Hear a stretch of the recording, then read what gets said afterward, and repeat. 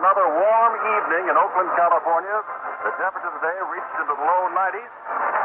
And it is a perfect night now that it's begun to cool off a little bit, and there is a breeze blowing in from left field for this fifth game of the World Series. And let's again call in the voice of the Los Angeles Dodgers. Good evening, Vin Scully. Thank you, Jim, and hi, everybody, and a very pleasant good evening to you, wherever you may be. The Dodgers and the Oakland A's about ready to go. Certainly a great deal of uncertainty, but there are several things that we can be certain about. And number one is the money. This year's player pool of the 1974 World Series has set a record, $1,258,000. That's quite a pie to be cut up. In fact, to put it in its proper perspective, we did a little research on it. Back in 1905, in the second World Series, the total player pool was $27,000. This year, the winning player will each receive $25,000. But back in 1905, the clubs had to put in extra money so that each winning player could get about $1,100 and each loser $800. That was a 5-game series, and 91,000 spectators saw it, averaging 75 cents an admission. Baseball has come a long way. The players' pool of the first game was 350 in the second game, both of them in Los Angeles, and 275 in each of the two games played here in Oakland. So it's the biggest pie in history, and the boys are ready to cut it up. In fact, the city of Oakland is ready to cut it up. They have prepared a victory celebration. Should it come tonight, they'll have the street parades tomorrow. For the Dodgers, they are certain of one other thing. This is a going-home night, no matter what. They either go home alone, a loser, or they go home with the A's and still alive. And it'll be in capable hands tonight of Vida Blue and Don Sutton. So many times in the clutch, the Dodgers have looked to Don Sutton to get them squared away, and he has bailed them out. He has bailed them out to the tune of 12 straight times. In fact, Sutton is so effective and has been so effective in the last 2 months, it is hard to believe that in the middle of the season, he went 2 months and 14 starts without picking up a victory. Not only that, but in those 14 starts, he came out a loser 6 times. So Sutton has turned himself around, and he comes in having already won a World Series game and getting help from Mike Marshall and having won 19 games thanks to the spurt of 12 straight. Meanwhile, the A's have somewhat of an enigma themselves in left-hander Vida Blue. Vida Blue, a 17-game winner, lost 15, and he is as unpredictable as the weather. Although someone did some research on Vida and his age, Vida is 25 years old. They look back at some of the records of the great left-handers in baseball history. Fellas like Lefty Grove, Carl Hubble, Sandy Koufax, and Warren Spahn. And all 4 of those left-handers did not win 20 games until they were over 25 years old. In fact, the great Hubble did not win 20 games until he was 30. Well, here is Vida Blue, just a kid, and he's already won 20 games twice, and he'll put that valuable left arm out on the sunlight tonight. Which brings up still another point. The Dodgers saw Vida Blue in Los Angeles. It was the first time they had seen him for the money. They got a good look at him, and they know he has an explosive fastball. He made one mistake, perhaps, when Joe Ferguson hit the home run. But everybody was convinced that Vida has an A1 fastball. Well, when you throw as hard as he does, and now you suddenly play at 530 in a ballpark that is certainly not famous for the brightness of its light, the Dodger hitters had better be loose when they check in against the left-hander tonight. So the stage is set. It looks like it'll be another capacity crowd. That would put it up to 49,347. There might be still another certainty that we didn't have with us last night, and that's the starting lineup. Last night we chatted, as usual, with Alvin Dark before the ball game. He gave us the lineup, and Gene Tennis was hitting 6th. Unbeknownst to us, later on, owner Charles Finley held a pregame meeting, switched the lineup around, benching Tennis, playing Claudel Washington. So today, we filled out 2 lineup cards for the A's, one with Washington, one with Tennis. Then played a little game with Alvin, asking him for his A lineup and his B lineup. He said it would be the Claudel Washington lineup tentatively. We said tentatively meaning based on a player who could be injured. He said no, and we all knew it was based on the whim of owner Charlie Finley. Well, evidently, it'll be Claudell Washington in left field. Meanwhile, here in the Coliseum, the Dodgers, with the manager and the starting lineup being introduced, whether it will be the last time they will be introduced in the World Series or not this year remains to be seen. Their lineup, no surprises. Davy Lopes will open it up, followed by Phil Buckner. And Buckner, the only left-hander going day after day, will be challenging Vida Blue. For that matter, Buckner is the only outspoken Dodger, and he's the one, I guess, who has put a little more pressure on himself. Buckner is from nearby Vallejo.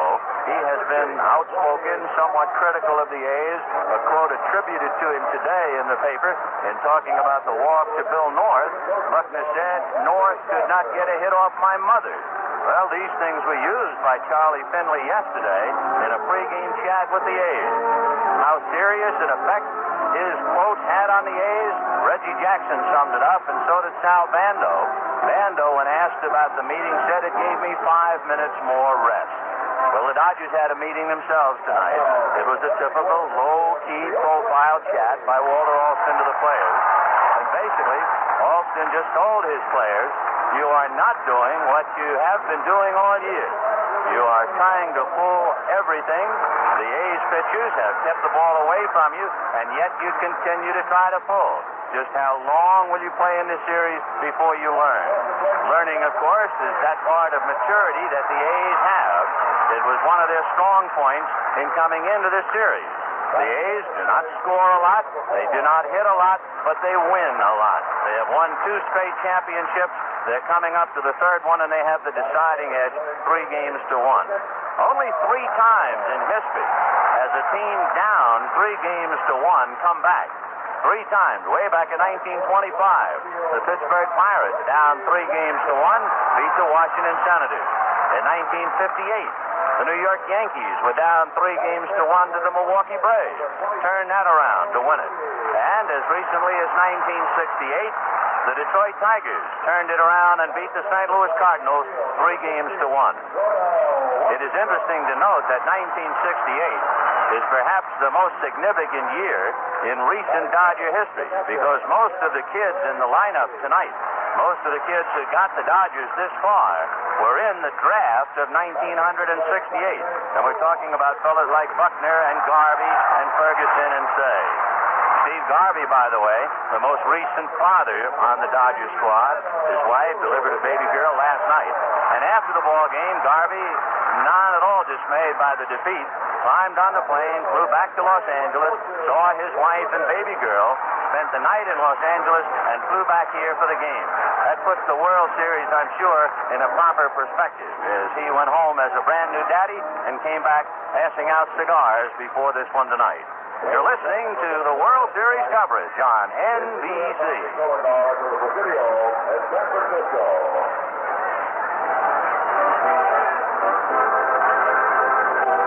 Here at the Coliseum, the crowd standing, the color guard marching in from center field. And in a moment, Gordon McRae will sing our national anthem. The colors tonight, Headquarters Company, United States Army Garrison of the Presidio in San Francisco. And now for the national anthem, Mr. Gordon McRae. Oh, say, can you see by the dawn's early light what so proudly we hailed at the twilight's last gleaming, whose broad stripes and bright stars through the perilous fight for the ramparts we watched were so gallantly streaming, and the rocket's red glare, the bombs bursting in air, gave proof through the night that our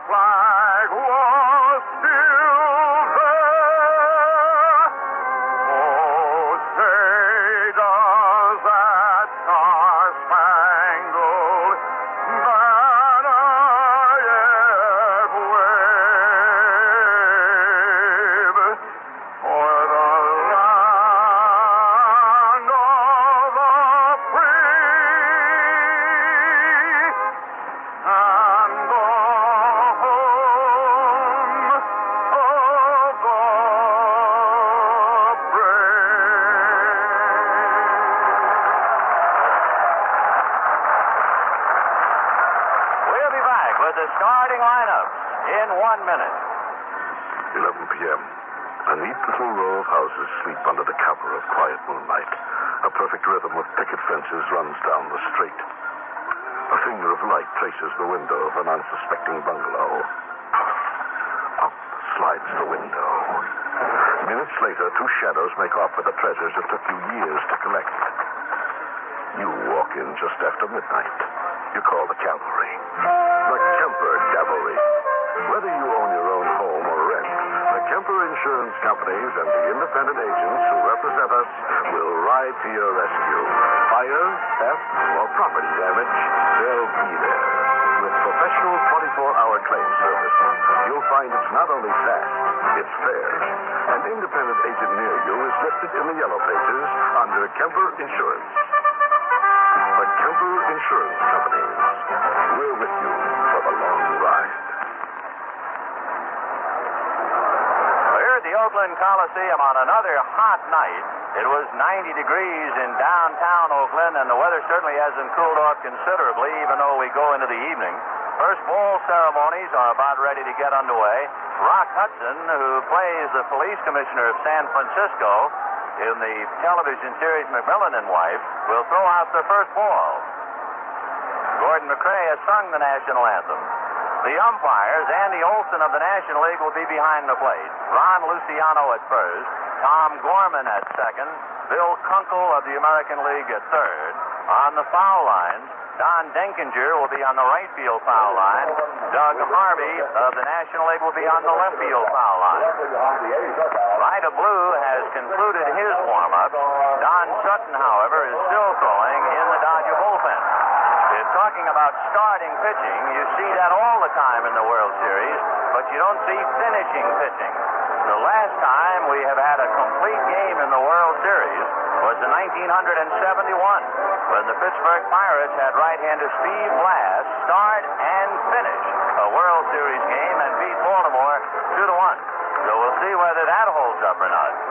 Talking about holding up, it's the same story for relief pitchers. Raleigh Fingers, he made his third relief appearance of the series. That extends his own World Series record, 15. And, of course, Mike Marshall continues to show up in every Dodger ball game, and that's certainly not news.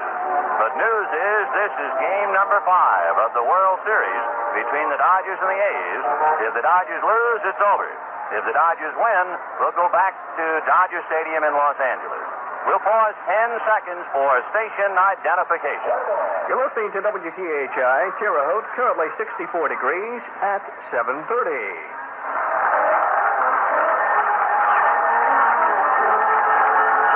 We're at the Coliseum, the Oakland Alameda County Coliseum. The Oakland A's have taken the field. And now for the starting lineups and the play-by-play, here's Jim Simpson. All right, Vince Scully. Vida Blue now on the mound, about to take his warm-ups along with Ray Fosse. At first base tonight, the same lineup as last night. Joe Rudi is over there. Gene Tennis is in the dugout, and Tennis, after being benched last night and last of the season, said that he raged and was enraged throughout the entire ball game. He saw some action defensively in the 9th inning last night, but Tennis again tonight, home run hitter, hero of 2 World Series ago, is on the bench. So the left fielder, Joe Rudi, an excellent left fielder, is again called on to play at first base. Nick Greeny, 3 double plays 2 nights ago, and last night, of course, a game-ending double play that was a super dive to his right to shut down the rally of the Dodgers in the 9th inning as Oakland won that ball game 5-2. Campaneris at shortstop. Sal Bando got his first base hit. A line drive single to right when Jam last night drove in his first run of the ball game as a third. Odell Washington again out in left field. Billy North, credited with not much hitting but some super catches thus far, is in center field. Reggie Jackson, apparently nearly completely back from a hamstring pull, is in right field. And Blue, Fosse, and Bando now talking before throwing the first pitch to Davy Lopes, to be followed by Bill Buckner and Jimmy Wynn. Game number 5. Lopes has had 2 hits and 16 trips. A .266 hitter during the regular season, a speedster who bats from the right side. Lopes, on the first pitch of the game, looks down to Tom Lasorda, the coach at third base. And now steps in. Blue, of course, has the fastball, several different kinds of fastballs. Ferguson hit him with a high inside fastball. He likes to keep it away and low if he can. Low swinging on a fastball, fouls it off to the right. Blue is much more effective, as you would think, when his fastball is down low. If the Dodgers didn't believe that, they began to believe it when Ferguson got one inside and high and belted it at least 420 feet for a home run in the second game. Another fastball, misses inside. Blue also has fastballs that run into a right-hander or away from a right-hander. He's got a different variety of fastballs. Another one, and he's missed with two, and it's 2-1. 2 balls, 1 strike to Davy Lopes. Back with yet another fastball, and this is down low, and this one Blue doesn't like. 3-1. Ryder walked 2, struck out 5, gave up 3 runs in 7 innings on Sunday. Don Sutton just now begins to take his seat in the Dodger bullpen as Ryder comes back on the 3-1 pitch and catches the inside corner. That's the fastball that rides in to the right-hander, Davy Lopes. Some of his fastballs move so well, they actually look like breaking pitches. Working quickly, back, ground ball. Bando will take it on the second hop at third base, throws on and gets the speedy Lopes. There's 1 out.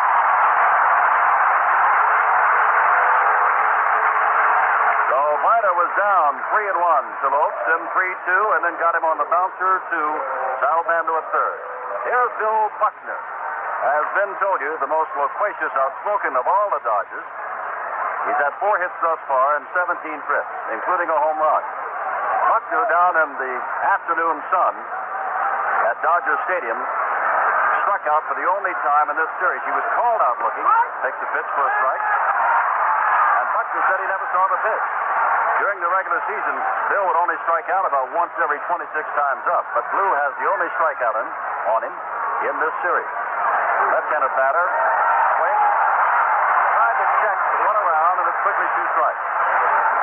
Blue, when he is right, can hang right in there with Don Sutton, who is more noted for his curveball. I was in Baltimore, and Vida shut out the Orioles 1-0, and have not seen him throw that well in 3 years. Fastball fouled off the end of the bat, and back to home plate. Buckner down 0-2. 1 out, top of the first, Game 5 of the 74 World Series. There's no score. Oakland leads in games 3-1. And as Ben told you, only 3 times before has a team been down 3 games to 1 and come back to win the World Series. Blue ready. Ball is popped up to the left side. Campaneris is there, back near the edge of the infield, and now takes it behind third base.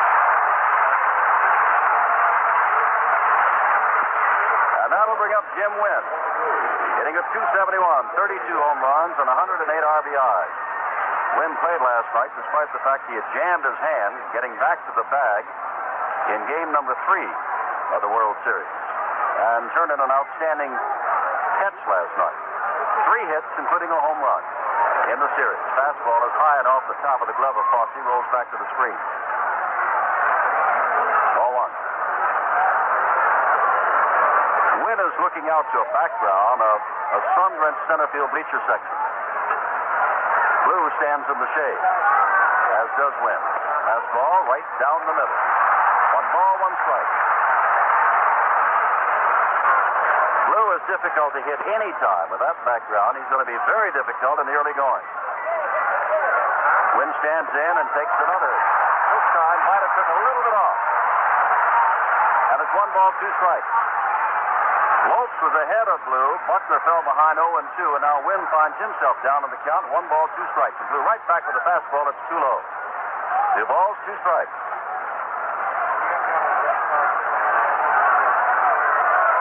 The A's have never out-hit the Dodgers in this series, but they lead 3 games to 1. They've had as many hits, but not more than the Dodgers. And that has the Dodgers talking among themselves. They get the base hits. The A's get more runs. 2-2 with 2 out, and that ball just misses the outside corner. It is a National League umpire who is behind the plate tonight. They call the National League a low ball league. If Blue does have his fastball rise, not only will the Dodgers jump on him, but so will the umpires. Ball is popped up. It'll be playable. Rudi off first base in foul territory, chasing it down, and has it. So Vida Blue looks very effective. No runs, no hits, no errors, and none left. At the top of the first, there's no score. It's World Series time, and take it from me, Joe Garagiola, these teams have come a long way. And I'd like to talk to you about a car that's come a long way, too. The 1975 Charger Special Edition. There's been a change in Charger. It's a whole new car, dedicated to handsome styling and individual comfort. Steel-belted radials, power steering, and automatic transmission are just some of its notable standard features. And here's the clincher. Chrysler Corporation's new 12-month, unlimited mileage car warranty.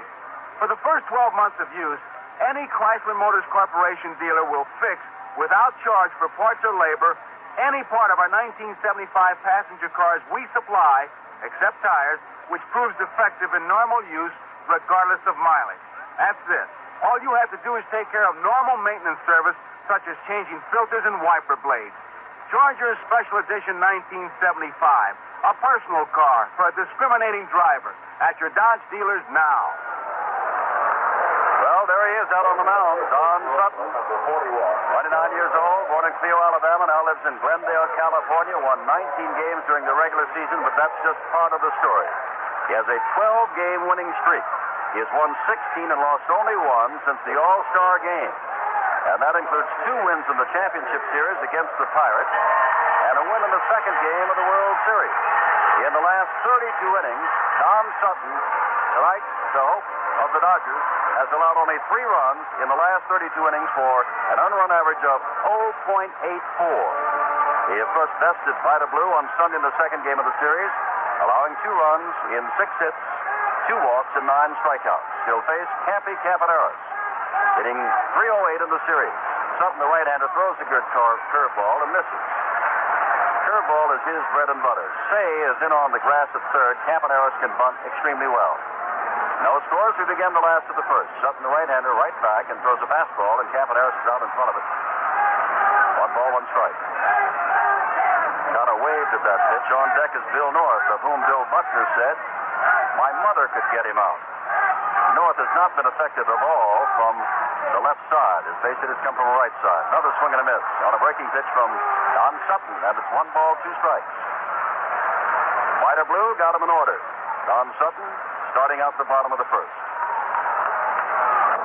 Bobby Winkle's coaching at third. Jerry Adair at first. Yeager sets the target. Another breaking pitch. Did not go around. Yeager looks down very quickly to Ron Luciano, the umpire at first base, who gives the safe side, and checking the swing. It's 2-2.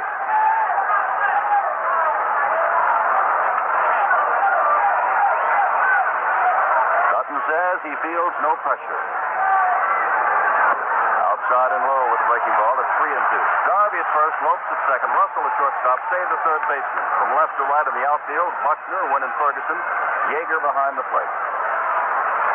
A 3-2 count to the leadoff man, same as Vida Blue had to Davy Lopes back in the Dodger half of this inning.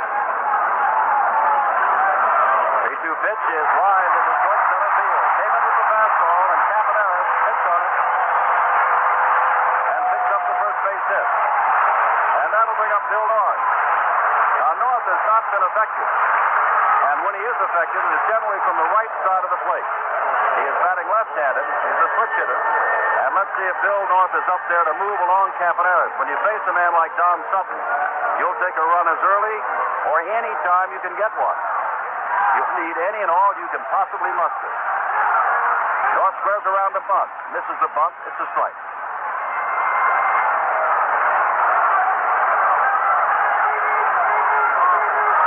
North looking down to Winkles. The coach at third is standing on deck is Sal Bando. Andy Olson calls time for a moment, and now they're going to take a look at the baseball of Don Sutton.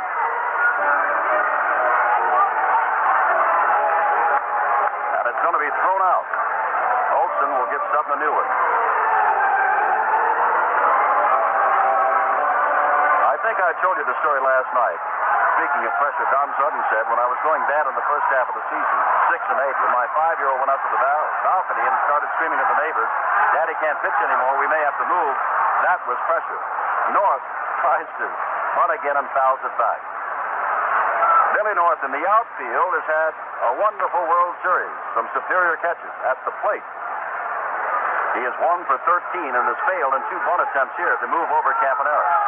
And with a 2-strike count, both men have speed. Let's see what the sign is. A quick check to Campaneris at first base.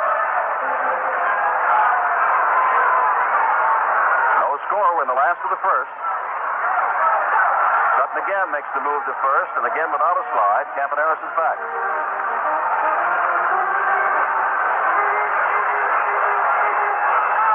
North down 0-2, and Billy talking to umpire Andy Olson about something.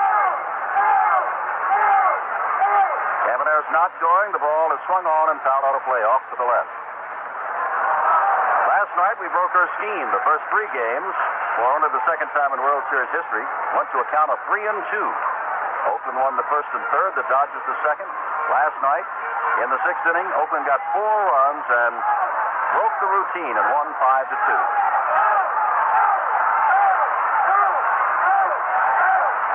Now this time, Sutton simply looks Campaneris back to first base. Campy with 2 strikes might be going. Pretty good lead for Campaneris. He is not going, and the pitch misses outside. 1 ball, 2 strikes to North.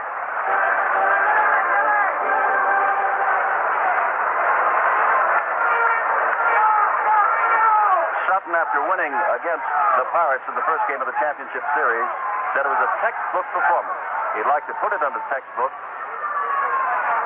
and pitch like that for the next 8 to 10 years. Campaneris may have pulled a muscle slightly in trying to get back to first base. Ron Luciano has stopped play for the moment. Jerry Adair has walked over to Campaneris to say, "Are you all right?"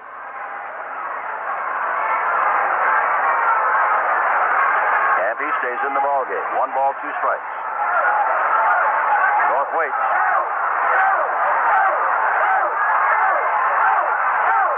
Campy again with a good lead. Again, a throw over to first base, and he's back. 4 times now, Sutton has checked Campaneris at first, and once he has stepped off. The count of 1-2. He is not going. The ball is hit up the middle. Russell at short. Over to Lopes at second. Back to first. Dave Scott got him. North with his speed from the left side. Makes it. Slow roller, and Lopes couldn't turn over the double play.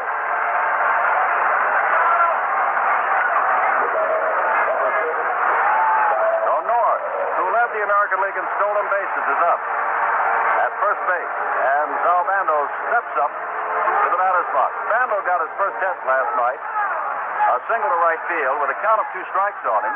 He was jammed with a pitch, but Bando will go to the other field. And he was trying to hit to right and did successfully hit to right. Went with the pitch. Bando, there's North on his way. The throw's way offline. North will gallop on to third. Yeager, the strong-arm accurate catcher, throws at least 5 feet up the line toward first base. A throwing error. North gets a stolen base and goes to third on the throwing error by Steve Yeager. Well, you wonder about the maturity of the Los Angeles Dodgers. They well could pull this out. But the wonder before the game was how a group of youngsters, only 3 of whom were on the roster back in 1966, would react to this kind of pressure when win and you're in it and lose and it's over for the year. Walter Alston has told his infield to come in. So Say, Russell, Lopes, and Garvey are all in. For Sal Bando in the call of strike 1. Yeager has gunned down a couple of men and nearly picked some men off first base. But that time his throw was way up the line.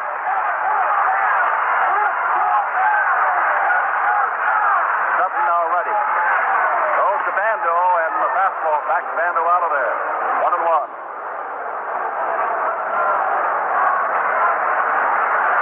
Bando with a count of 1-1 looks down to Winkles before stepping back in. North is short lead off third base.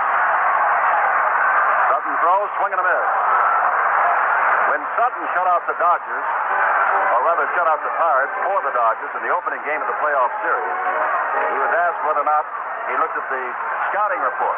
He said the bus left for the ballpark at 10. I didn't wake up till 10:45. I just got over there and pitched. Right back, breaking ball is fouled at the plate. 1 ball, 2 strikes. Of course, especially in your own league championships, you have seen the other team more than a few times, a full quota of time. In the outfield, the background is getting a little bit better. The sun has crept more than halfway up. The bleachers out there, so the top half of the bleachers are in sun, the lower half in the shade. Sutton back to Bando, who pops it up, foul out of play. The count remains 1-2 strikes. We have no score, one out in the last of the first, and Billy North over at third base, forcing Campaneris at second, stealing second base, and riding on to third on Yeager's throw into center field. Dodgers went down 1-2-3 in their half of the first.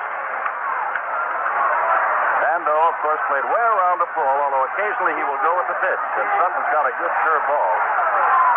Inside with the fastball, however, and it's 1-2 strikes. This, by far and away, is not only perhaps the warmest day in Oakland for the World Series, but the clearest day.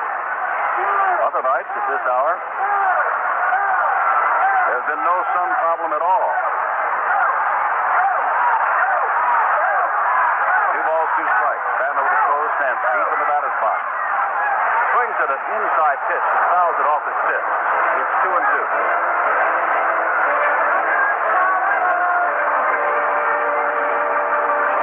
If the Dodgers win, everybody goes back to Los Angeles to resume the series for the sixth game of the World Series Saturday afternoon. If the Dodgers lose, well, we go back to the Hot Stove League looking ahead to next year. 2-2, the curveball is popped up, twisting foul, and back out of play. Fosse had come over from third base all the way to the stack of photographers down behind home plate, just in case. Yeager didn't break back. Fosse had it in sight and gave it the run just in case. 2-2 with the infield drawn in, and North at third base.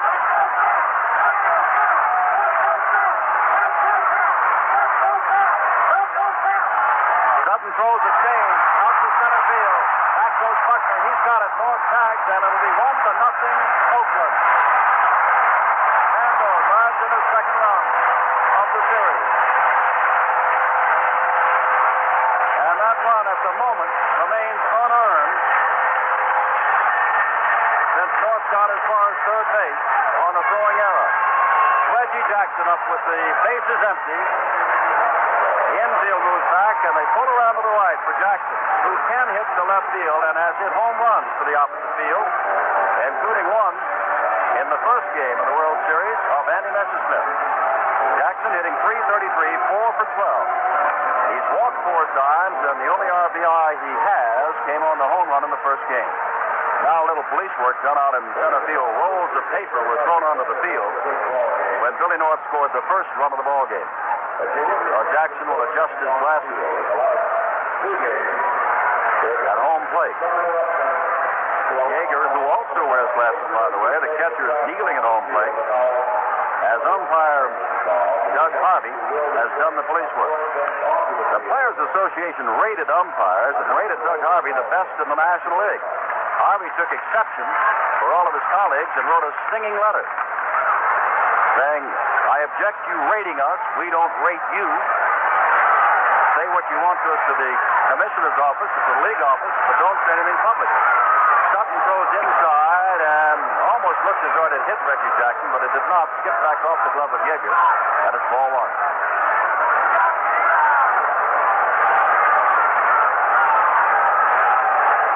Jackson, the center of controversy. 29 home runs during the regular season, 93 RBIs. Fastball is up high, and Sutton falls behind Reggie Jackson 2-0. 1-0 here in the last of the first. Oakland leads it. White and Blue has been given a slim 1-run lead. Fastball misses outside, and Sutton, pretty good control pitcher, got in trouble going to 3-2 on Campaneris. Was ahead of Bando, but gave up the line drive to left that scored the run. And now Jackson has him at a 3-0 count. And back and misses outside on 4 pitches. Reggie Jackson walks. Don Sutton may go on to win this ball game, but at the moment he doesn't look as razor sharp as he has in the outings that we've seen him in the series and in the championship playoff. Rudi tonight at first base. Has 3 RBIs, hitting .267 with 4 base hits. Jackson, with that hamstring not bothering him as much, is a threat to go at first base. He's not going. The pitch is a breaking ball from the outside corner to strike one.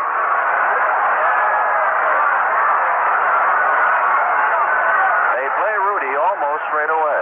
Wins slightly to right center field. Ever so slightly. Garvey holding Jackson on at first base. Sutton throws, and Yeager bluffs Jackson back to first. Yeager's got the great move. On Sunday and Saturday, he was throwing to first base, but he has a wild throw here thus far tonight that directly led to a run. That time, he just cocked his arm, and Jackson scampered back. 1-1 the count. Sutton throws fastball, foul back. Good pitch, and Rudi had a good rip. 1-2.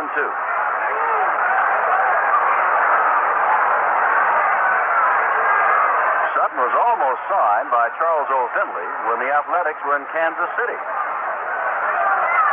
Story is, Finley asked him what his nickname was, and when he didn't come up with a catfish or a blue moon or something, Finley said, "You don't belong here." Sutton went on to sign with the Dodgers and become the star he is now. Rudi, the right-handed batter with closed stance, takes the fastball right back through the middle. Jackson on his way around second base, went up to the ball. He doesn't have a great throwing arm, remember, scores, so Jackson steams into third base. Runners at the corners with 2 out, and Cordell Washington coming up.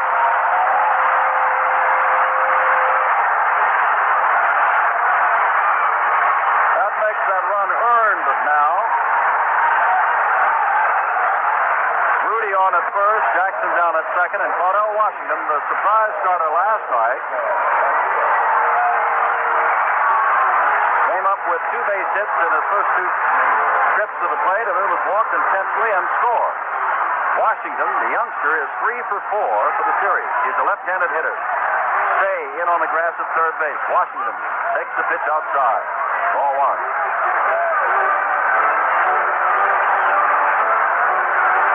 1-0 with 2 out. We're in the last of the first. The A's trying to break it open here and end the series as early as possible.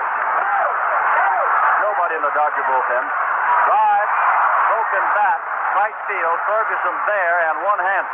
Cordell Washington broke his bat. 1 run scored on 2 base hits, 1 error, and 2 men left. After 1, Oakland has the lead over Los Angeles, 1-0.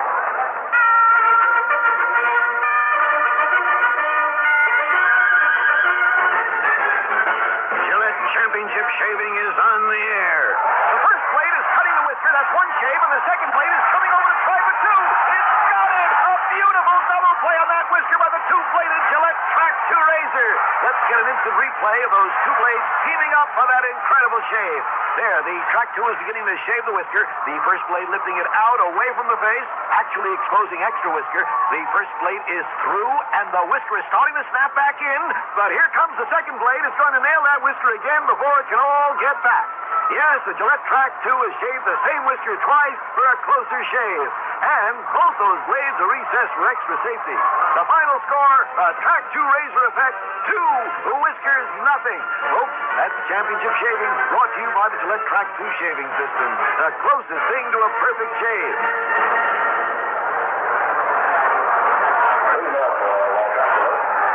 We are back in Oakland, California for game number 5 of the World Series. Jim Simpson along with Vin Scully. We go to the top of the second inning, and the Dodgers are already down by 1 run.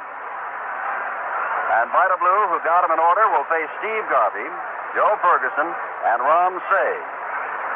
Garvey has more hits than anybody else in this World Series. He's got 7.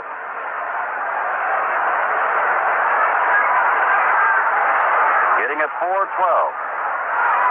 Garvey, as Vin Scully told you, the new daddy who went down to see Mama and his new little girl last night.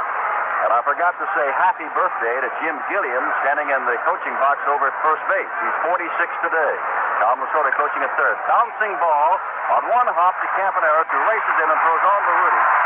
And Blue has gotten the first 4 men to face him. That'll bring up Joe Ferguson.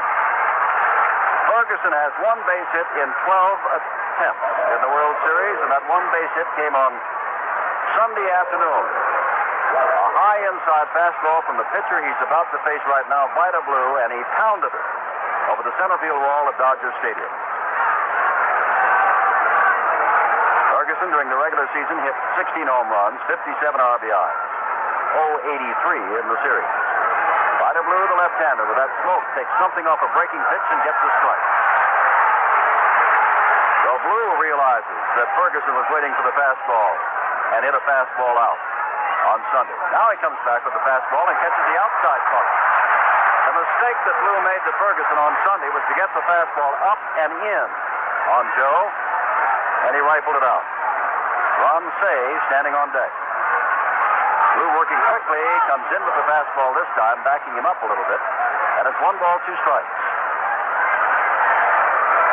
A warm but beautiful day at Oakland, California. The sun is still out, shining brightly on the mountains beyond center field. Blue throws a breaking ball that hits the center field and tails away from Billy North, and Ferguson picks up the first base hit and becomes the first base runner for the Dodgers. So the Dodgers have the tying run on with Fosse due up.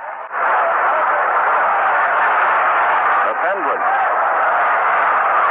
Say, as outspoken as Buckner is about the A's, indicating many times that it has been luck the way they're winning, Say, on the other hand, has been most gracious in all of his remarks and respects the A's very much. In each of the 4 previous games, remember, the team that has scored first has gone on to win the ball game. And Oakland has scored first. If you're superstitious or follow such things, Say hits one off the fist and fouls it back. And if you are superstitious, Don Sutton, who was deceived by a throwing error and gave up a run which was earned in the first inning, is trying for his 13th consecutive win. What do they call that? Triskaidekaphobia? Here the number 13. Blue back with a fastball, misses outside, and Fosse trots out to say something to him as the count goes to 1 ball, 1 strike. To Fosse with Bill Russell on deck.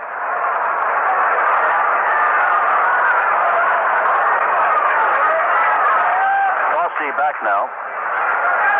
And now the background for the hitters is pretty good. This ball game about a half an hour old, and at last the center field bleachers are entirely in the shade.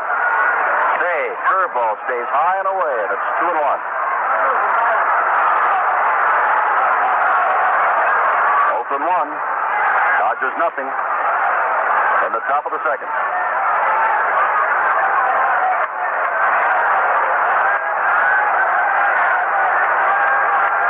Vida Blue throws fastball, line to left field, base hit. 1 hop to Cordell Washington. Stopping at second is Joe Ferguson. Say picks up his 3rd hit of the series, and now the tying run for the Dodgers is down at second base. And Bill Russell coming up. Russell with 4 base hits in the series. And out quickly is Wes Stock, the pitching coach, to talk to Vida Blue. Perhaps, of course, spotting something.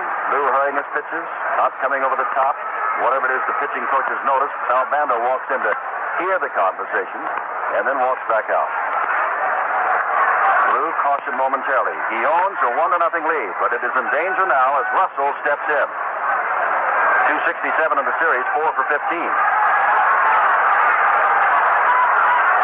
The Dodgers would like to capitalize. In the series, they've left so many men on base. Fastball is swung on and missed by Russell. In that first game, remember, which they lost, they left 12 men on base. Another was picked off, and yet another was erased on a double play. The strike 1 pitch from Vida Blue. Another fastball hit in the air to center field. Billy North going back. Ferguson tagging at second. Ferguson is on his way to third. The throw comes in and is cut off by Dick Green. We have runners at the corners, but now 2 out as Russell flies to North in center field. Ferguson moves to third. Say remains at first, and Steve Yeager hitting .444 in the series, 4 for 9. A good, strong right-handed batter. 12 home runs during the regular season. Steps in.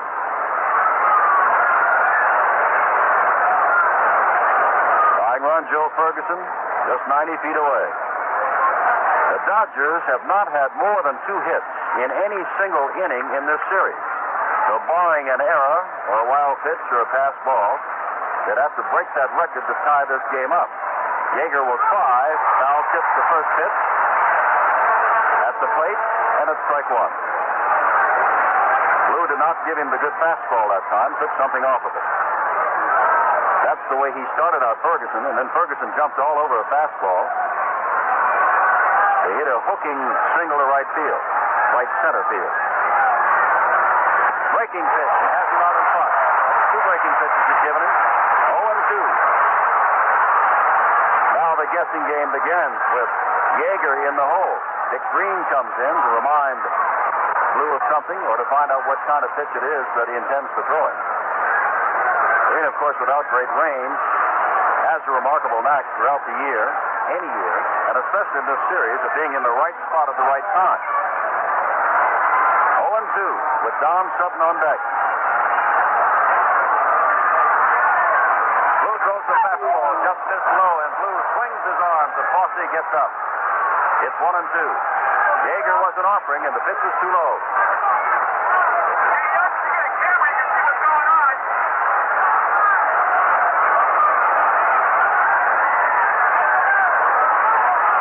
Blue with the sign from Fosse, who gives an inside and low target. Throws, and it's jammed. Foul off to the right, and I believe that Yeager, as Claudell Washington did back in the Oakland first inning, has broken a bat. He was jammed on the pitch, and the ball was fouled off to the right. Still 1 ball, 2 strikes.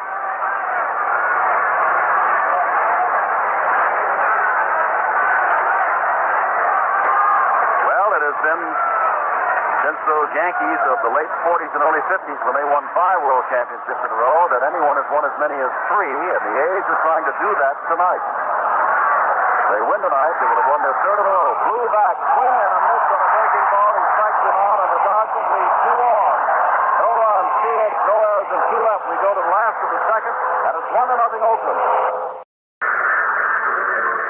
Jim Fosse with Ben Scully, and hello again from Oakland, California, where we began the second inning for the Oakland A's of this 5th game of the World Series. Fosse, Green, and Blue, the listed pitchers, to face Don Sutton. He gave up a couple of base hits, a walk, victim of a stolen base and an error back in the first inning, and a total of 1 run. And the first pitch to strike to Fosse.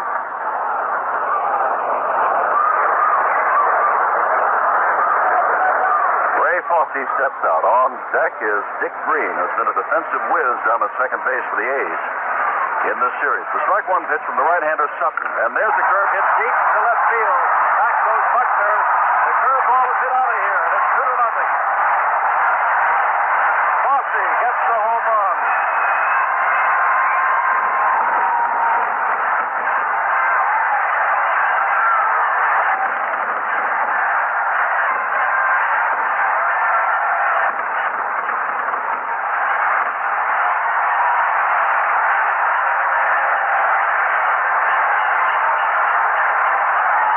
And here comes Dick Green.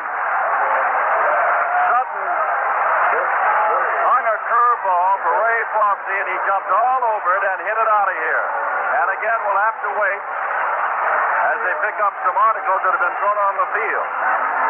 Tim Scully and I were very concerned when we received word that Bob Prince, the voice of the Pittsburgh Pirates, was in the coronary unit of the Pittsburgh Hospital. Now, we understand that Bob Prince did not have a heart attack. It is called total exhaustion. And so we hope, trust, and pray that Bob will be all right and out soon. Fosse, you'll recall, hit a big home run in the playoffs and has come back to put the Dodgers down by 2 runs. And now Green will step in as they have pretty well policed the outfield. There remain some articles and some of the ground crew just walking off the foul line now.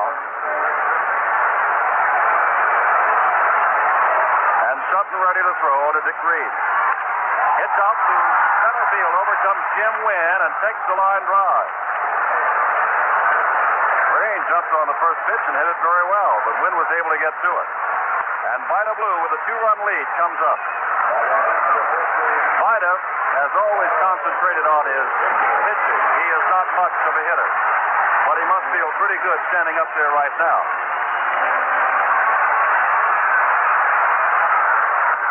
Swings at a Sutton fastball, and it's strike 1. 1 out. Well, the Dodgers really have their work cut out for them now. They're down by 2 runs. They're a good hitting ball club, but they're facing an excellent left-handed pitcher in Vida Blue. Another swing. Foul tipped his plate. 2 strikes to Blue. And, of course, they managed to get 3 runs in the Sunday game against Blue. So all is not over by a long shot. The A's and their fans at this moment feel pretty good. Breaking pitch gets him looking. The curveball strikes out by the Blue. That is strikeout number 1 for Sutton, who struck out 9 in Game 2 of the World Series. And up comes Caballeros, who singled on a 3-2 count back in the first inning that started that mild but effective 1-run rally of the A's.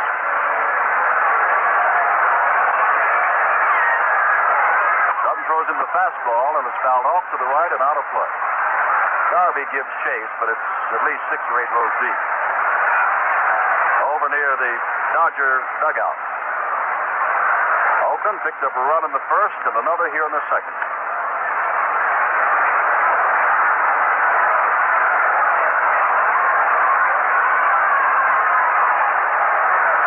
Caballeros waits.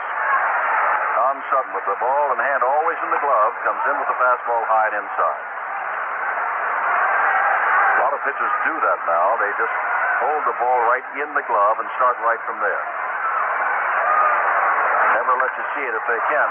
Drive out to right field where Joe Ferguson waits for it and one-hands it. But the 1-run scores on the home run by Ray Fosse. That's the only base hit, no errors and none left. At the end of 2 complete in Game 5. It is Oakland 2, Los Angeles nothing. If you've been new car shopping, you've probably found it's hard to decide which size is right for you. Hi, this is Joe Garagiola, and I'd like to suggest you check out the 1975 Coronet hardtops at your Dodge dealers. These cars are a little bit smaller and a little bit sportier than the other standard size cars. They're sized right, priced right, and styled to keep you ahead of the crowd. So if you're undecided which size car is right for you, take a look at the 1975 Coronet hardtops. They're all new, and they're at your Dodge dealers this week. Morning, Mr. Green. Say, haven't seen this big car in a spell. Nowadays, Caleb, we use our small car mostly. You know, this big engine might not be getting the exercise it needs. Exercise? Yup, to get rid of harmful engine deposits. Make sure you're using Quaker State motor oil. It's fortified to fight deposit buildup. Is Quaker State still available in most places? Yup, because people need it now more than ever. Quaker State your car to keep it running young. Don Sutton down 2-0 will lead off the third inning for the Dodgers. And this is something an opposing pitcher always loves to see.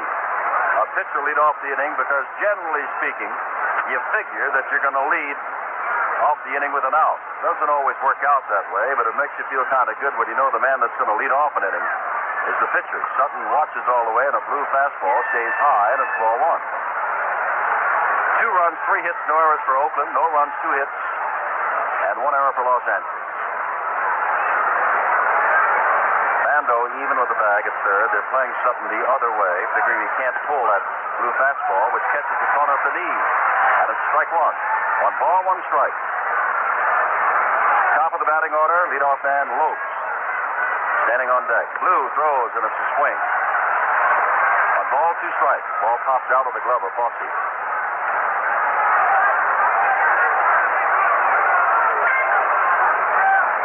Blue was not effective Sunday against the Dodgers. As effective, naturally he was beaten down there, but his fastball was staying high, and he didn't have the control that he had in the game against Baltimore.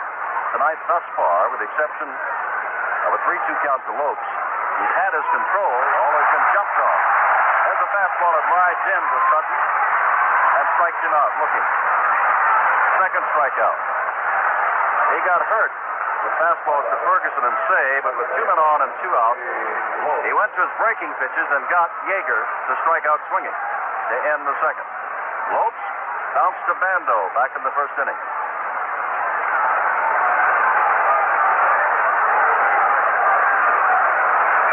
Blue throws him the fastball, stays inside.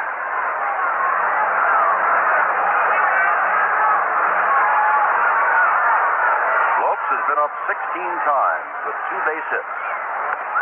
Now it's 17 times with 2 base hits. Change that, and it's a count of 2-0 to him. man with Lopes' speed with a count of 2-0. Might be waiting around a little bit here to get on base and get something started. 2-0, and he's waiting. And Blue misses inside, and it's 3-0.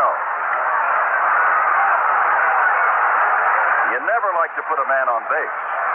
But of all people, a man like Davy Lopes, that's a real no-no. He can scoot. He stole 2 bases in 1 inning of a series game. But on 4 pitches, he's on. The first walk given up by Vida Blue. And with 1 out, here comes Bill Buckner, who popped out to Campaneris last time out.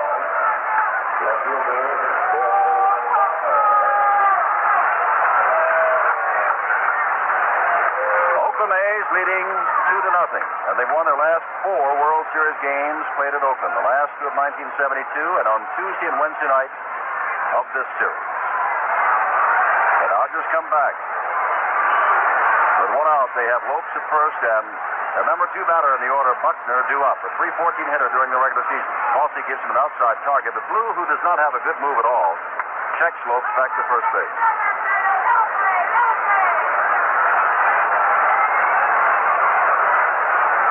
This is the first time that Lopes has been on base against Vida Blue.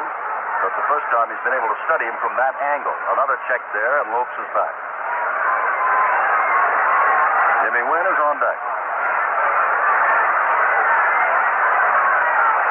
Vida this time goes, and there goes Lopes. Fosse's throw is there, and he's got him. Close play. But Lopes is gunned down by Fosse. Well, you can talk about Ray Fosse. Had a great year with Cleveland, and then lapsed into what a lot of people called a journeyman catcher. But against Baltimore, he gunned down Don Baylor and Paul Blair, 2 pretty good base stealers over in the American League. Caught them by shock as the ball was waiting for them at second base, and now Lopes is out, and they're 2 out in the Dodger third. Buckner with a count of 1 strike. Campaneris came over, put it right to him, ground ball right back, comebacker to Blue, who throws on to Fosse. And that's 3. No runs, no hits, no errors, none left. We go to the last of the third, and Oakland still has that 2-0 lead over Los Angeles. Winter, rain, and sleet. Ice-coated highways fading into the night. Suddenly, your flicking windshield wipers reveal a shape. A man. You brake, but you don't stop. You're sliding on a polished table. The world begins to spin in slow motion. Could it happen? Accidents happen thousands of times a week. This is why you should ride with the cavalry. The Kemper Cavalry. The men and women of Kemper and the independent agents who represent us. When we decide to insure you, it's because we believe you're a good risk. So we're not about to cancel you or not renew you just because you have an accident. And if the accident wasn't your fault, your rates won't go up either. An independent agent near you is listed in the yellow pages under Kemper Insurance. The Kemper Insurance Companies. We're with you for the long ride. Back in Oakland, California for the A's third inning, and it'll be North, Bando, and Jackson to face Don Sutton. North forced Campaneris back in the first inning. When he stole second base, he drew a wild throw from catcher Steve Yeager, went on to third, and Bando, a sacrifice line drive to left, scored him with the first of the 2 Oakland runs. The second run came on Fosse's home run off a hanging Don Sutton curveball in the second inning. So it's 2-0. The Dodgers have had 3 base runners, have left 2, and 1 has been thrown out. Our national anthem, as you've heard, was sung tonight by Gordon McRae. Rock Hudson struck the first baseball. Dan Musial, Ernie Banks in attendance in the commissioner's box tonight. 2 great players. Banks a sure shot for the Hall of Fame. First pitch North, he jams him, pops him up, stay at third base, says, I've got this one. And halfway to home, takes it. North hits the first pitch and pops out, and that'll bring up Bando. Third baseman, Bando. Bando, in Game 3 of the American League Championship, his home run gave Vida Blue the only run he needed to win 1-0. In the next game, in which the A's clinched the championship, Bando never got a hit but walked twice and scored 2 times. Sutton's throw, the breaking ball, swing and a miss. Strike 1. In this series, he is now 1 for 13 officially, but drove in a run last night and again this afternoon. Ball hops away from Yeager. It was in the dirt, and it's 1 ball, 1 strike. So when he asks Sal Bando, what have you done for me lately, he's got an answer. Pulled way around to the left for the pull hitter Bando as right-hander Sutton comes in and misses inside, and it's 2 balls, 1 strike. Again, our welcome to all of you listening across the country and around the world as we're being carried in Europe and in Asia. Sutton comes back, fastball lined out to center field. Jim Wynn goes back about 360, 70 feet away and hauls in the long straightaway fly ball of Sal Bando. And there are 2 out in the 3rd. And that'll bring up Reggie Jackson, who walked on 4 pitches back in the first inning. Sutton, in pitching to Jackson in the first inning, moved the ball in and out and up and down, but missed the corners each time.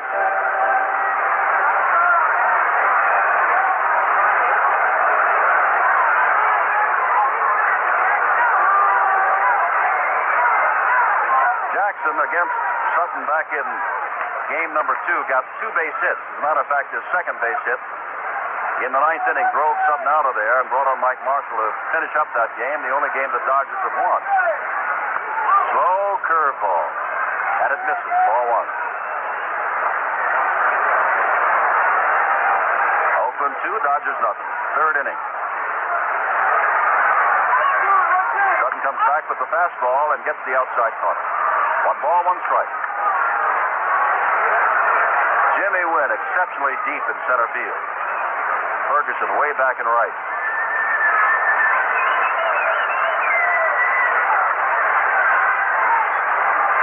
Sutton throws the fastball, swing and a miss, and it's 1 ball, 2 strikes to Reggie Jackson. Reggie, who likes to talk to everybody, turns around and says a few words to National League umpire Andy Olson, who tonight is behind the plate. Joe Rudi, with the base hit thus far, standing on deck.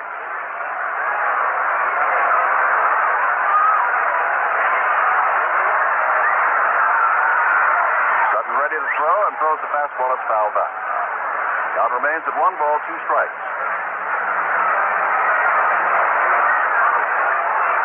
49,347 were here last night, and on Tuesday night, and I would imagine that's the figure they will announce tonight. I don't see any empty seats anywhere. For Game 5 of the World Series.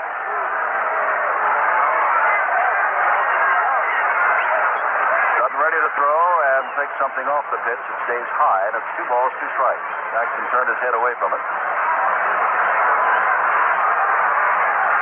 A lot of folks from Los Angeles up here to watch their Dodgers, including band leader Lawrence Welk in the seats. The Dodgers are the talk of Los Angeles. Anytime you draw more than 2 million people for a season, you're a talk of something. They're loved in the Southland of California. The 2-2 pitch. Almost went on it, but he is called out anyway on strikes by Andy Olson. And that is the 2nd strikeout for Don Sutton. And that's his first 1-2-3 inning. No runs, no hits, no errors, none left. We have gone through the first 3. Oakland leads the Dodgers 2-0. There's a little town in western Pennsylvania called Oil City where they make peace of mind for car owners. Quaker State Motor Oil. They refine it from 100% pure Pennsylvania-grade crude oil, the world's choices. Then they fortify it to protect your engine against heat and rust and dirt and wear. Quaker State. Who says you can't buy peace of mind? Quaker State your car. You keep it running young. You keep it running young. While we're pulling hard for our team to win the series, there's another team pulling hard for all of us. The fleets of trucks that get us what we need when we need it. Within 20 years, the country's transportation needs will double. We're going to need the best and safest roads we can build. Our trucking industry knows that. The B.F. Goodrich Tire Company knows that. And we hope that you know that. It's going to take trucks, and it's going to take roads. Along with Ben Scully, this is Jim Simpson. We're in Oakland, see him. Beautiful weather. Balmy, shirt-sleeve weather. And here it is, late October. We're in the 5th game of the World Series in the 4th inning, and Jim wins. Steve Garvey and Joe Ferguson due up to face Vida Blue, who thus far has given up 2 base hits, struck out 2, and walked 1. Had his most precarious moments in the second with 1 out. And the Dodgers had runners at first and third. Wynn bounces one up the middle off the glove of Blue. Over quickly as Campaneris and has Jimmy Wynn in plenty of time. 1 out in the Dodger 4th.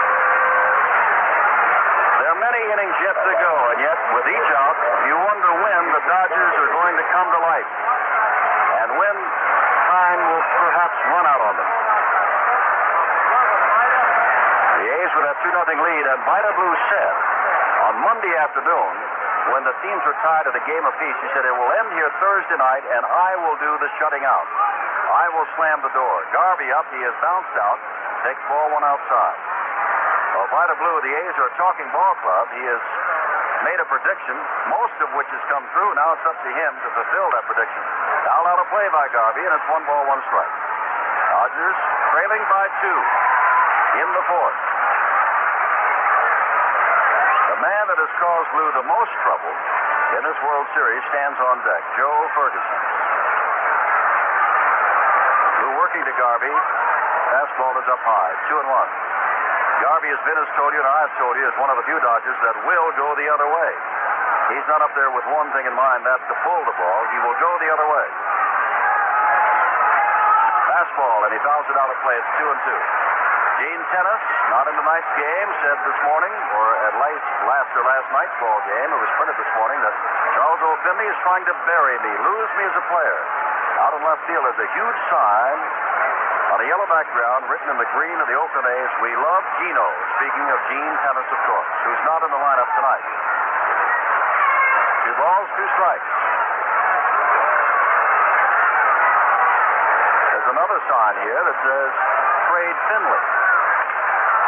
Ball hit to left field. Bruno Washington only has to move a few steps for the line drive, and Garvey is out. And that'll bring up Joe Ferguson. Last time up, Joe saw a breaking pitch for a called strike. And then Blue went to his fastball, and Ferguson hit the hooking single to center field.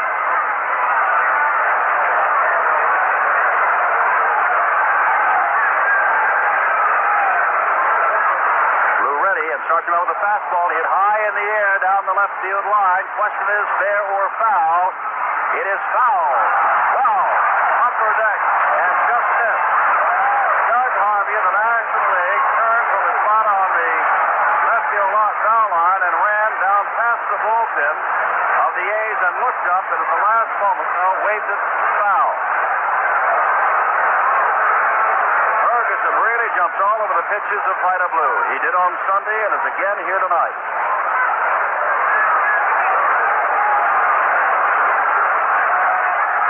Fosse on deck. Blue back with the fastball. That's a strike at the knee. Well, Vida Blue almost made a 1-run mistake, but he got away with it. Ferguson just pulled it too much.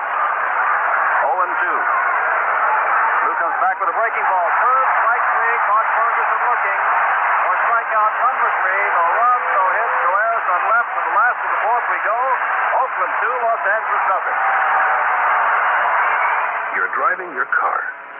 It starts raining. It's hard to see, so you switch on your wipers. But instead of making things better, they make them worse. You make a mental note to change them next time you get a chance. Then you remember you made the same note last time it rained. You turn off the highway onto a street you know. At the same time, something you don't know. A small boy is getting on his bicycle. He doesn't care if it's raining. He's wearing his new yellow slicker. He wobbles out 50 feet in front of you. You see something yellow. You turn the wheel and jam on your brakes. The car skids. You hit a rose bush on somebody's front lawn. You were lucky. The kid was even luckier this time. But you may not be next time. Remember, if you can't see, you can't stop. A message delivered in the interest of your kids and everybody else's kids. A are the makers of Fram windshield wipers. Let's pause 35 seconds for station identification. If you're shaping up your lawn this fall, take a look at the sleek lawn groomers at Decker's Small Engines. Decker's manicure tools include the Parker Lawn Sweeper, Roof Groundskeeper, and your choice of the latest in lawn vacuums and shredder mulchers. Trim your trees with the steel chainsaw. And if yours is the total polished look, check out the 19-inch solid-state Lawn Boy mower. The autumn bonus at Decker's, with every Lawn Boy purchase, you receive a free leaf bag, gas can, and 4-pack of engine oil at Decker's Small Engines, 10 North 11th. Currently 61 degrees at 829 WTHI, Terre Haute. Joe Rudi leads off the A's fourth. Sutton throws him a fastball high, deep, left field. Buckner goes back to the warning track. Now facing it down, and at the edge of the warning track has it. Rudi got it too high. Sutton has already given up one home run. That's for Ray Fosse.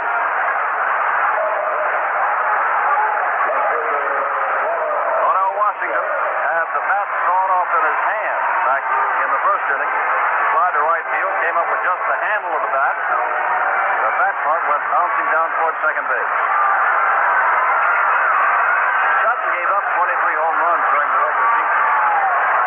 A drive by Washington that's going to drop in there. Odell Washington, Sutton has his fourth base hit in 6 attempts. Now Rudi caught one and hit it deep. Washington comes back with a single, and up comes Fosse with a hanging curveball from Sutton and drilled it for a home run. Back in the second. Walter Alston is going with his best. 12 consecutive wins. Don Sutton. 16 of his last 17. At the moment, he's down 2-0 in the last of the fourth. Outside block, Yeager has a throw. Nobody there to cover. Now Lopes is down. Got him. The ball got away, and Washington almost looked like a delayed steal. Could be a late jump. Yeager had the ball get away from him to his right, and neither Lopes nor Russell were getting there. Lopes got there and may have spiked his hand. But Washington slid in.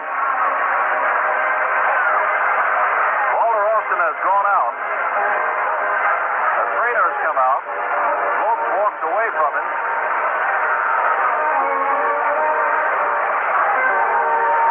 Shaking his hand as he does, and stays in the ballgame. But neither Lopes nor Russell broke to take the throw, and then both broke. And Lopes got there first and tagged out Washington. So there are 2 out. Fosse up with a count of ball 1.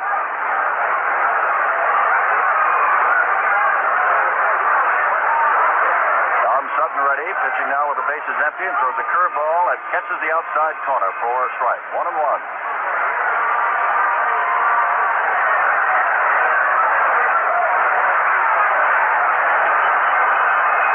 Sutton right back with the breaking pitch outside, and it's 2-1. The scoreboard has just welcomed Harry Coyle of NBC, who was our television director. This is his 28th consecutive World Series as the director. Sutton comes back, Jeff gets to Sutton by Fosse, and he is quickly thrown out. And after a long fly ball and a base hit, Sutton settles down as Yeager throws out Washington, and he gets Fosse in the ground ball. No runs, 1 hit, no errors, and none left. We've gone through 4 full, and it's Oakland 2 and Los Angeles nothing. Hi, this is Joe Garagiola. Everyone knows the World Series means the end of another baseball season. But to me, it means I can start talking about the great new Dodge cars. Like the 1975 Dart Special Edition. It's loaded with the features you usually buy as extras. There's automatic transmission, power steering, and a vinyl roof. Why, Dart Special Edition even has crushed velour seats, standard. And one more thing, the 1975 Dart Special Edition is on display right now at your Dodge dealers. See it this week. Today we're driving the big family car less as we use our gas-saving small car more. Now, an underused car doesn't always get enough exercise to eliminate harmful engine deposits, so it needs quality protection, like Quaker State Motor Oil, made to protect against harmful deposits. Quaker State is now available more places than ever. One good thing we don't have to give up. Quaker State your car. You keep it running young. Jackson with Vin Scully in Oakland, California. Game 5. Dodgers down 2-0. Dodgers win it. We go back to Los Angeles for Game 6 on Saturday afternoon. In the fifth against Vida Blue, who is thus far throwing a shutout through 4 innings with 2 base hits, 3 strikeouts, and a base on balls, will be Ron Say, Bill Russell, and Steve Yeager. Say took a blue fastball and rifled it into left field last time up for a base hit. This fastball up high this time, and it's ball 1. 1-0 to Say, the leadoff batter.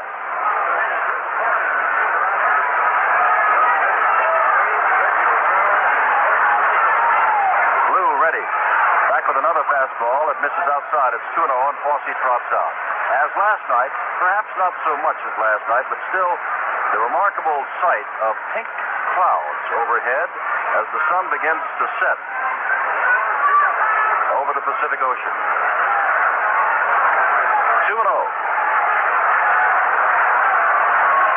Fastball that misses inside. That's the fastball he throws it right into a right-handed batter, but he missed with it.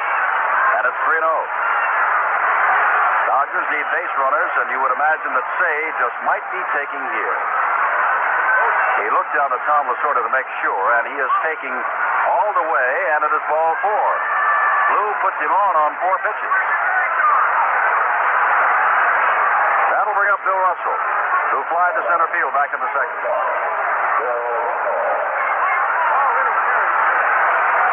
Russell, they play the other way. Russell flied to north and center field back in the second inning. He's had 4 hits in 16 trips.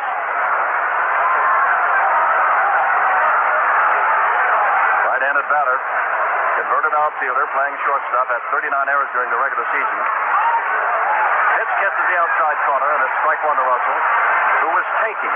After Say walked on 4 pitches, Tom Lasorda flashed the sign, take. Let's see if Blue can find the strike zone, and he did. Strike 1. Right back with a good fastball. Pounder to Campaneris. Campaneris to Green. Green, who can turn it over, does. Double play.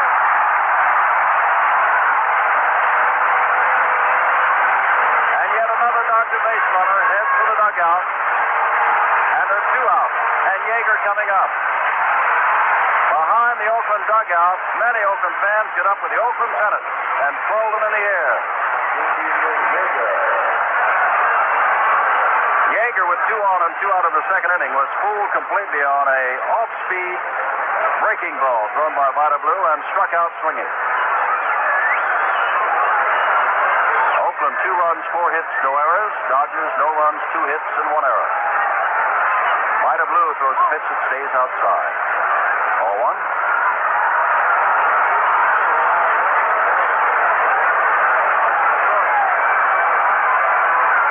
With the fastball, swing and a miss by Yeager. 1 ball, 1 strike. In the first inning, Campaneris singled was forced. Billy North stole second. Yeager threw wildly into center field. North went on to third. Vando's sacrifice fly scored him. In the second inning, pitch inside to Yeager. Fosse led off with a home run. And that's just where we are. 2-0, Oakland. Dodgers have had 1 real chance. That was in the second with 2 on and 1 out.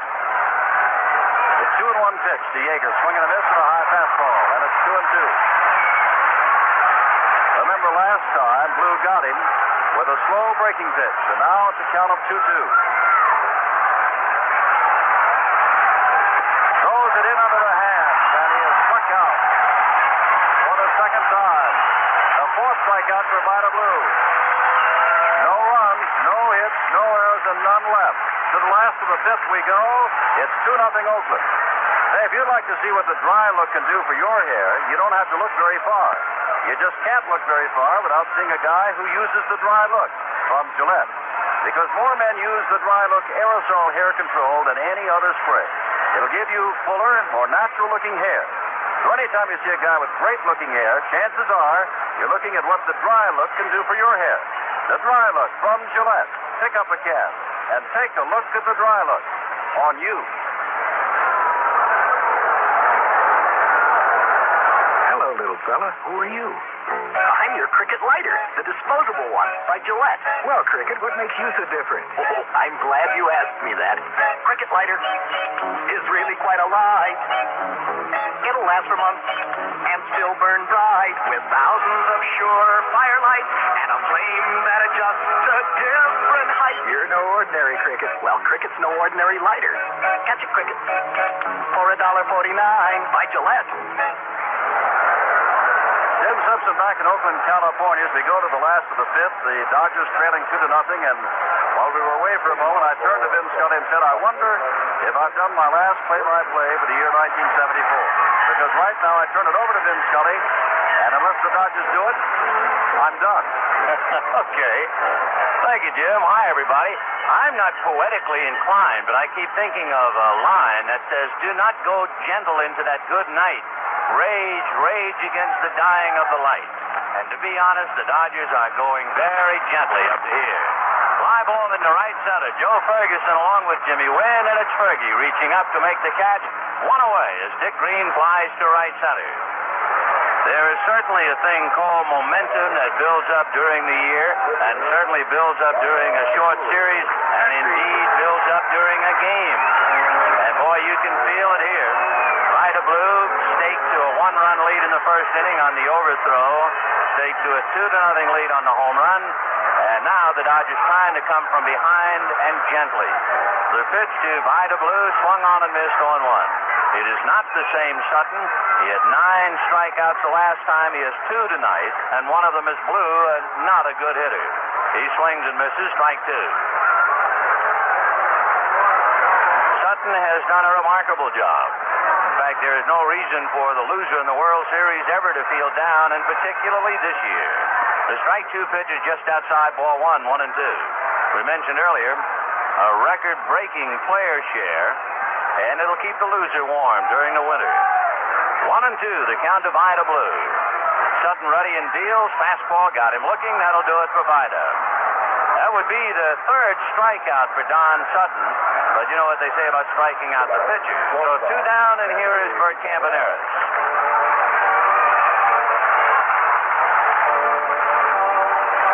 Campaneris is the stick out on the Oakland Ball Club because he is so quiet.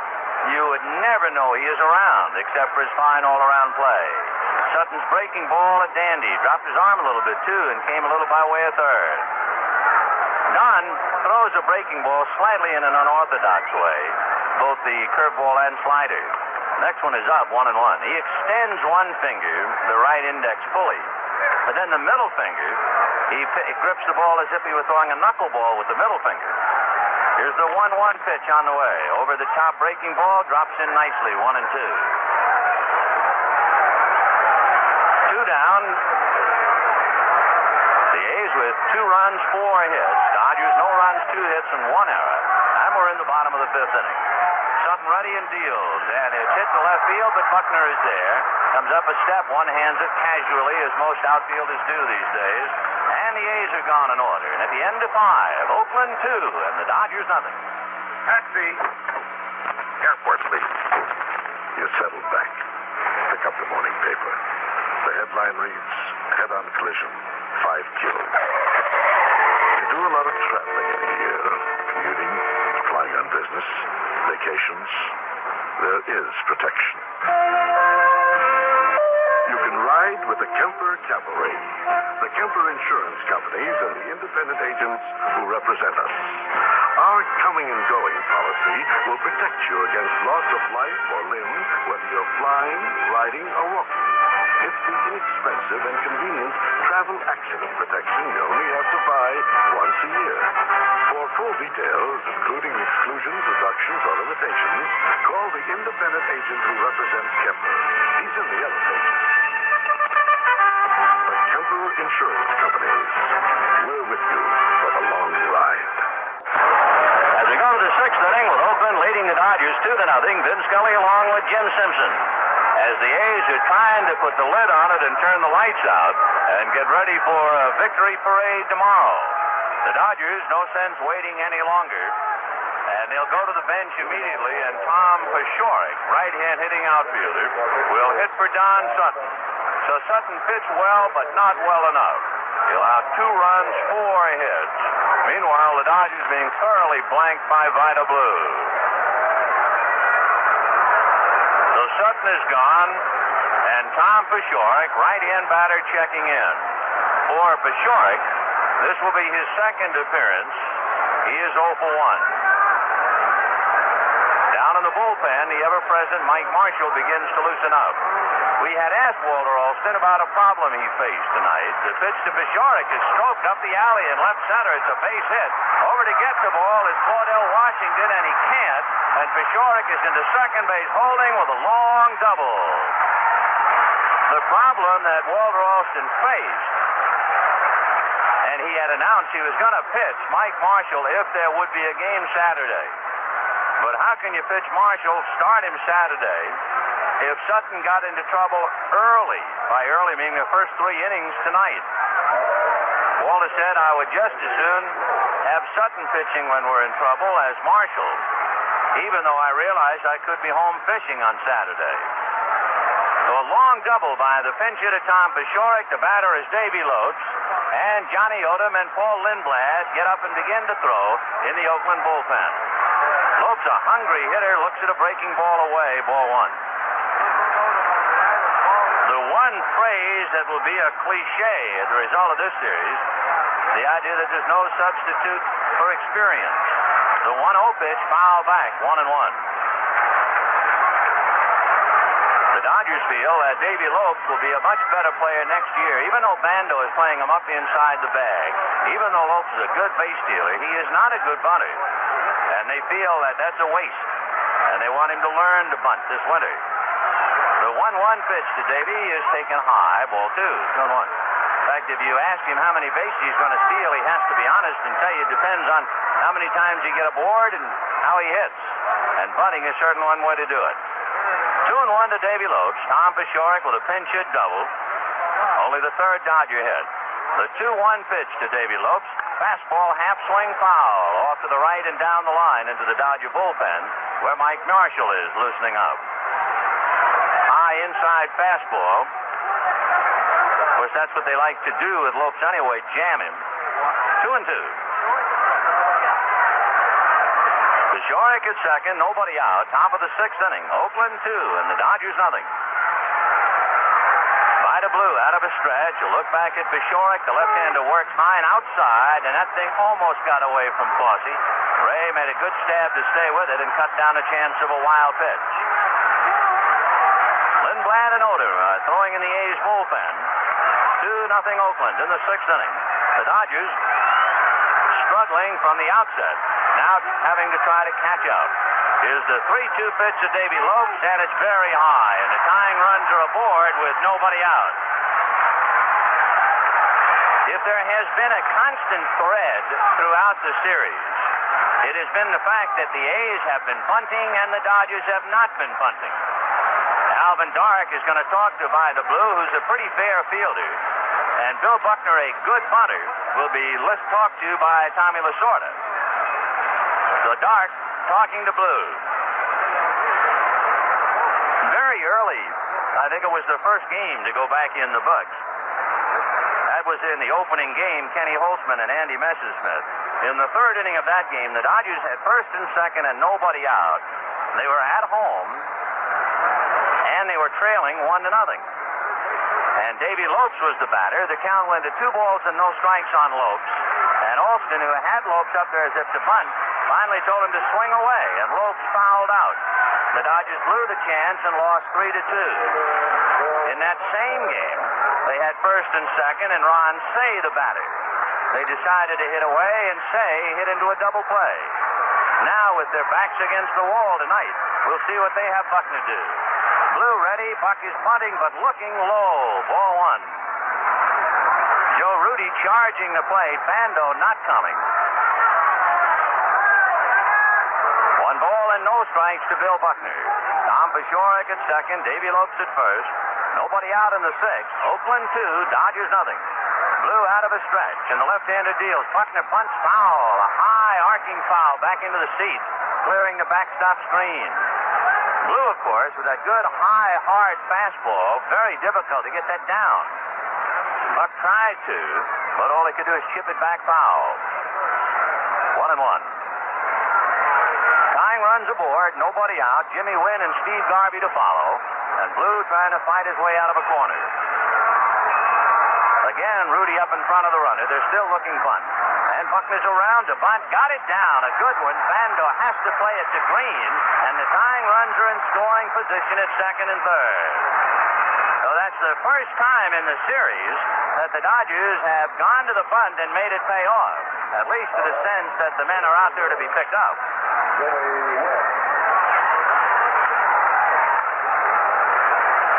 So Buckner moves him up 90, and now we'll see about Jimmy Wynn. Wynn has fouled out and slammed one back off Blue's glove. It was deflected to Campaneris, who threw him out. Jimmy Wynn in the series has 3 hits, and he has 1 run batted in. He has a chance to get the Dodgers even. Blue ready, a check of the runners, and he deals. Fastball high, ball 1. Steve Garvey on deck. And for the first time in the game tonight, there's a little anxiety here in the Oakland Coliseum. Peshorek at third, Lopes at second, 1 out. The 1-0 pitch to Jimmy Wynn. Blue deals and is a high fly ball into left center field. The runner's tag. It'll be caught by Washington. Peshorek will tag and score, and Lopes will hold at second base. So Jimmy Wynn picks up 1, and it is now Oakland 2 and the Dodgers 1. And the batter will be Steve Garvey. Wynn, I think, felt that he got his pitch and let it get away. He just hit under it and hit a towering fly ball to Claudel Washington. So a scoring fly ball and the RBI for Wynn. The Dodgers get on the board. Now with 2 down and the tying run at second base, the batter is Steve Garvey. Garvey has grounded to short and flied to left. He's 0 for 2. Steve, the Dodgers' top hitter, and he wants Andy Olson to ask Tom Gorman to move a little bit, and the second base umpire does just that. Because Blue left-handed and Gorman on the other side of the mound, and Blue is throwing right out of Gorman's shirt. The pitch to Garvey, high, ball 1. 1-0. Fosse telling Vida to get that arm up a little bit, and also, I'm sure, telling him to slow down. One of the things that Blue does when he's in a jam is speed up his delivery, and he gets his body out in front of his arm. The 1-0 pitch to Garvey is lifted foul off first base. No play. Rudi will come over to take a look, but that's all. And the count 1 ball and 1 strike. Oakland 2 and the Dodgers 1. 2 down, top of the 6th inning. The modern-day ball player and his approach is so different. Garvey apprised of the fact that he was the father of a bouncing baby girl last night, and after the game they said, were you trying to hit one for Krisha, the name of the girl? He said, yeah, for her, for the Gipper, for anybody. Here's the 1-1 pitch. Fastball fouled away again, down the right field line, out of play, and the count 1-2. Oakland got a run in the first inning on a force play. North stole second. Yeager threw the ball into center. Billy taking third, and he came home on Bando's fly ball. And then in the second inning, Fosse homers. And here in the 6th, Peshorek doubled and Lopes walked. Buckner sacrificed, and Wynn's fly ball got Peshorek. Fastball hit up along third, foul to Lasorda, and the count stays 1-2. Joe Ferguson on deck. Odom just lobbing the ball. Lindblad just watching, and Odom's last lob, he threw it into the left field corner. And time out while Claudel Washington retrieves it. Mike Marshall has long since warmed up in the bullpen and stopped. Remember, Peshorek opened up the inning hitting for Don Sutton. So here is Garvey, 1-2. Vida ready and delivers. Fastball whacked into left field. Base hit. Here comes Davy Lopes. Here comes Claudel Washington. He scores, and they're all tied 2-2.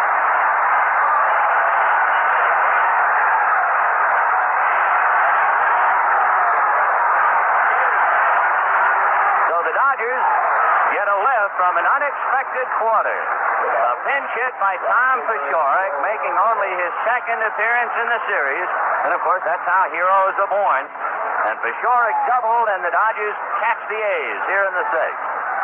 For Steve Garvey, 1 for 3 tonight, his 8th hit in the series. And for Garvey, his first RBI.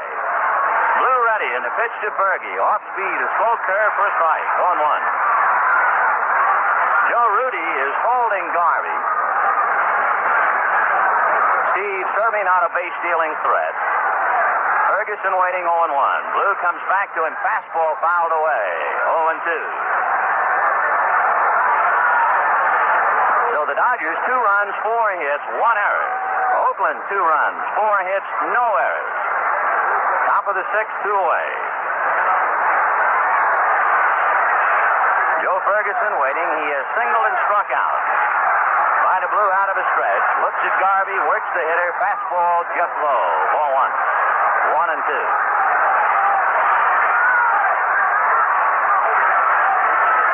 So Vida Blue struggling here in the 6th inning.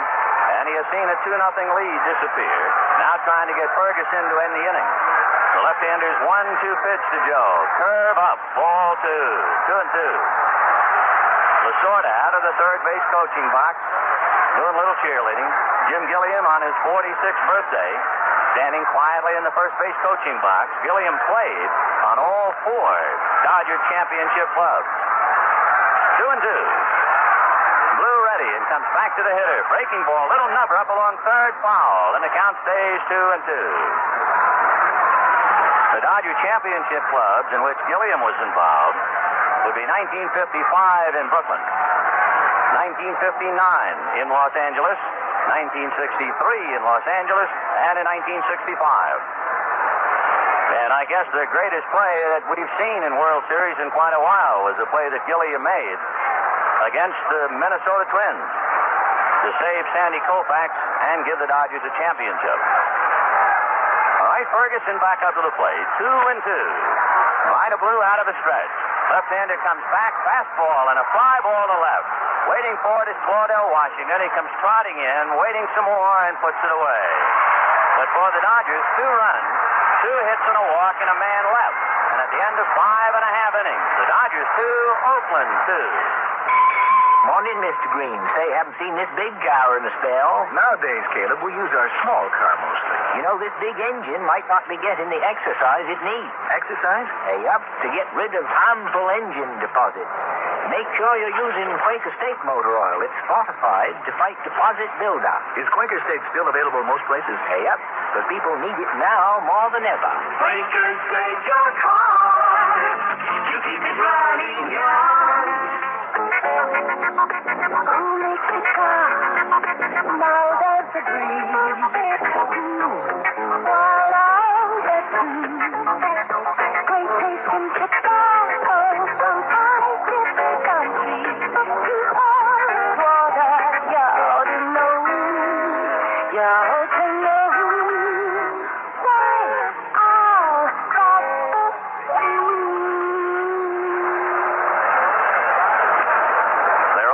at the Coliseum. The Dodgers 2 and Oakland 2. And to nobody's surprise, coming out of the Dodger bullpen is Mike Marshall. Marshall has been in them all. This will be 5. If you want his numbers, in his 4 previous appearances, he's worked 6 innings, given up 4 hits and no runs.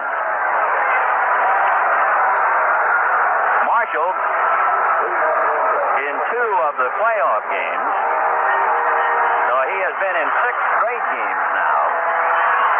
And for Don Sutton, he is no longer involved. He went 5 innings. That means his 12-game hitting streak, or 12-game winning streak, is still there. Now we'll see with Billy North, the batter, hitting left-handed. Say in on the grass, and the fastball is pulled on the ground to Lopes. Davey has it, lobs to Garvey, 1 away. The last time Bill North popped up in the 3rd inning when he was running back to the infield, he looked sharply over at the Dodger dugout, and I don't know if he was smiling or sneering. With the way things have been going, I'm sure somebody in the Dodger dugout got on him. They did not say anything to him this time, apparently, as he slings his helmet away in disgust. The batter, Sal Bando, had a scoring fly ball and fly to center. Marshall starts him fastball inside. Ball 1. 1-0. 49,347, same crowd as we've had the other 2 games. Ball game tied 2-2 in the bottom of the 6th. Marshall's next one, a slider over, and the count 1-1. Mike's 3 pitches, fastball, curve, and slider. He uses the slider least of the 3. 0-1 to Sal Bando. Mike out of a windup. Right-hander back with a fastball fouled off. And the count 1-2. The A's scored a run in the first and another in the second on Ray Fosse's home run. And the Dodgers came back with 2 in the sixth to get even. Marshall has theories about just about everything, including taking his warm-up tosses. The 1-2 screwball. Swung on and missed, strike 3. And that was a screwball away. You normally think of a right-hander throwing a screwball away to a left-hand batter, but Mike has 3 different screwballs. And that's the one he threw away to a right-hander. 2 down in the 6th inning. And here is Reggie Jackson. Jackson walked in the first inning. Looked like Sutton didn't want much of him there in the first inning. And then Sutton came back to strike him out on a check swing in the third. Marshall out of a windup. Mike deals screwball. Fouled away. And that's the other one. That's the one that goes away from the left-hander. He's the only man in the world I ever heard of who has 3 screwballs. 0-1 the count. 2 runs, 4 hits. 1 error for the Dodgers. 2 runs, 4 hits, no errors for the A's. Bottom of the 6th inning. Marshall reading Yeager. Steve setting a target. Strike 1 pitch to Jackson. Screwball way outside and high. 1-1. Mike, very fussy out there as to how he wants the mound, as all pitchers are.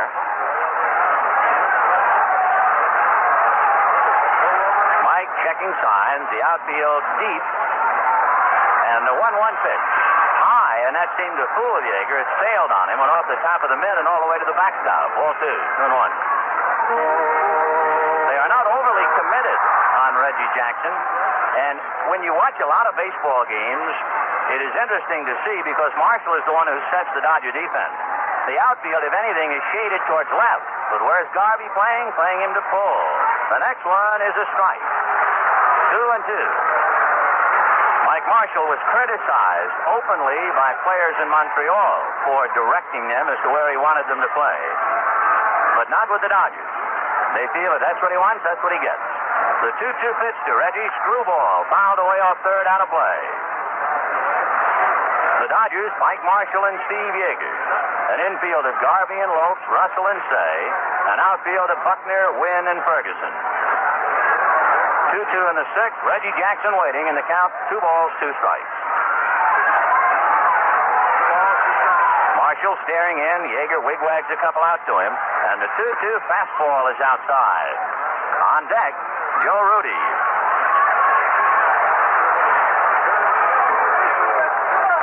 Three and 2. The count to Reggie Jackson. 2-2 tie, 2 out, 6th inning. Do or die for the Dodgers and game number 5 of the World Series. Marshall up on top, looks down to Yeager. Lopes playing very deep on the right side. He's just about on the edge of the rim. 3-2 pitch on the way. Fastball, roll to Lopes. It's to his right. He comes up with it. Goes back to Garvey in time. So Marshall sets him down in order. And at the end of 6, the Dodgers 2, the A's 2. A marksman slips a .30 caliber bullet into the chamber of a high-powered rifle. He squints through the telescopic sight. Winds up the crosshairs on an object 40 yards away. It's a master padlock, locked tight. He squeezes the trigger and blasts a half-inch hole clear through the lock. But it still holds tight. A test of strength filmed for TV and documented in a brochure titled Shootout at Little Tujunga Canyon. You can have a copy free by writing to Master Lock, Milwaukee, Wisconsin, 53210. And remember, Master has a lock for most anything worth keeping. Even special locks for trailers, guns, bikes, and skis. Master Lock, world's largest padlock manufacturer. Known for locks that are tough under fire. Let's pause 35 seconds for station identification. WTHI Terre Haute, currently 59 degrees at 9:03. I'd like to tell you about one of our 5 different savings plans. Our 7.5% insured savings certificate. Your investment will grow fast at the 7.5% annual rate over a 4-year period with a minimum balance of $5,000. It's the insured, safe way to save. with a high return of 7.5%. Just one of the 5 ways you can put your money where it will work for you. Terre Haute Mutual at the corner of 5th and Ohio. To the 7th inning, Vin Scully along with Jim Simpson, a 2-2 tie, and Ron Say pops the first pitch up to Dick Green. Green out on the grass, waiting for it to come down, comes back on the skin now and makes the catch. So Say pops her up, 1 away.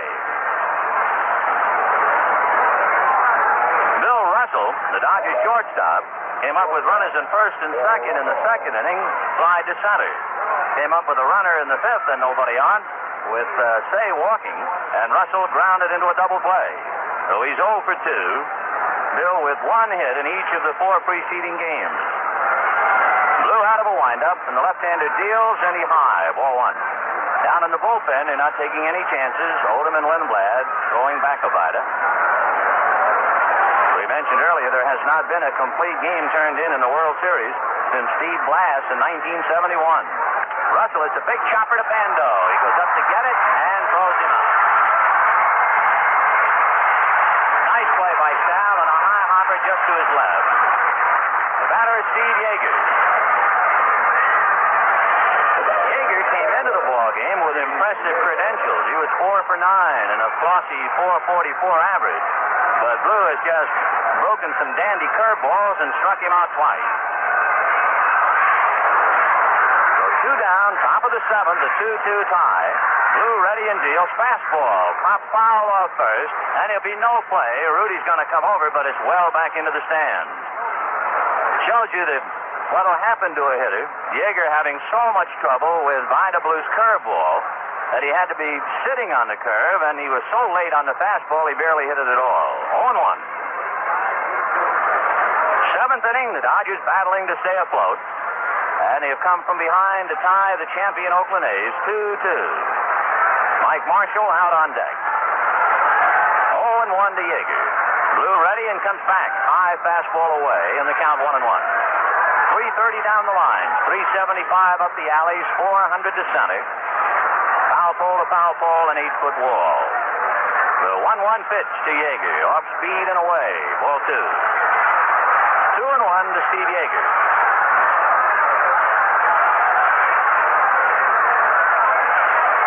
Down to Fosse, checking his sign. Now Vida ready in the 2-1 pitch. Fastball high. Ball 3. 3-1.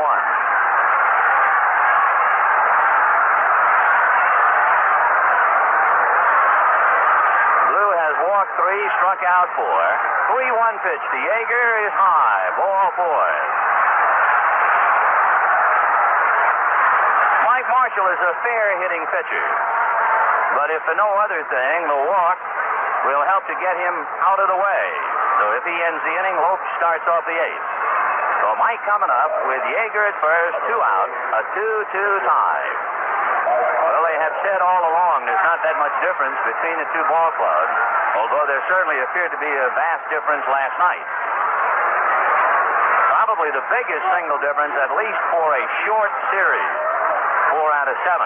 Would be the extra outstanding starting pitcher that the A's have. Marshall takes high, ball 1. 1-0. In other words, you see Kenny Holtzman, Catfish Hunter, and Vida Blue. And the Dodgers have 2 outstanding starters in Sutton and Messersmith. They would have had 3, but they lost Tommy John. Marshall takes outside, ball 2, and Alvin Dark looks and goes to the bullpen right now. He's not going to let Vida talk him out of anything, which, of course, is the way most experienced managers are. The toughest manager I have ever seen in changing pitchers is no longer on the scene. But when Rogers Hornsby managed Cincinnati, you wouldn't believe what he'd do. Vida Blue getting an ovation as he comes walking off.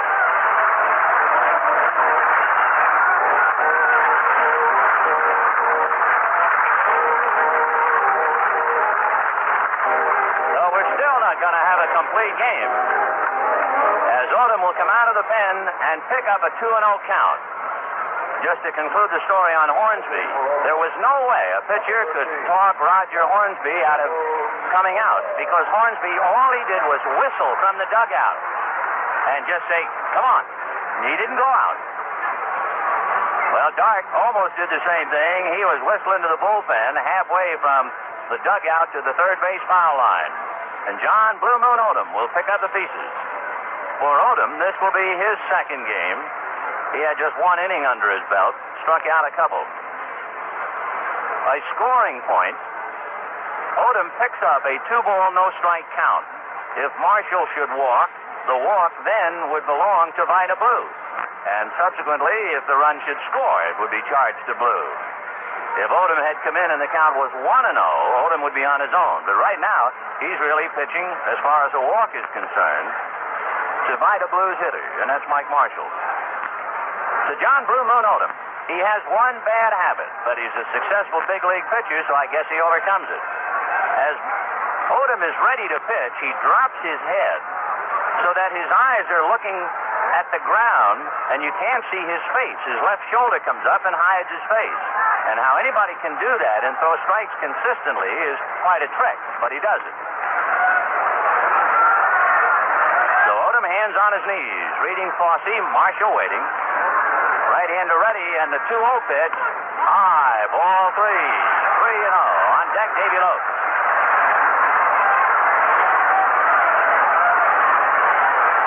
Odom, not superstitious. He wears 13, just as Joe Ferguson does of the Dodgers. Right-hander ready, and the 3-0 pitch to Marshall is inside, ball 4. Now remember, that walk is charged to Vida Blue. That means that Blue walked 5 men. So runners at first and second, 2 down, a 2-2 tie, and a very hungry Davy Lopes coming up to the plate.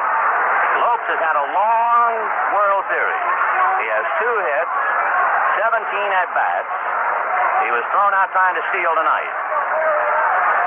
Sal Bando comes in from third to say something to John Blue Moon Odom, and Lopes just standing aside. There is certainly no speed out on the base paths with Yeager at second and Marshall at first. Claudell Washington in left, Bill North in center, Reggie Jackson in right. 2 out. Odom out of a stretch. Right-hander ready and delivers, and Lopes takes the strike. He thought it was high and backed out. Andy Olson, National League umpire in his first World Series. Strike 1. Infield back for the A's. Messrs. Rudi and Green, Campaneris and Bando. The outfield just about straight away. We mentioned Lopes is not a very good bunter. The strike 1 pitch to Davy. Breaking ball over. Strike 2. That was a very good pitch. Davy quit on it almost immediately, and then the ball dipped down and over. 0-2 to Davy Lopes. Naturally, the guy the Dodgers want up there now is Bill Buckner, but he's on deck. The strike 2 pitch to Davy Lopes. Odom ready and deals, and it's low and outside. Ball 1. 1-2. Buckner, a .300 hitter all year. On deck with 2 down. 1-2 to Davy Lopes. Odom ready, checks the runners. With 2 out, he comes back to the plate. Breaking ball rolled to short. Campaneris, the short way to Green. They get the force on Marshall.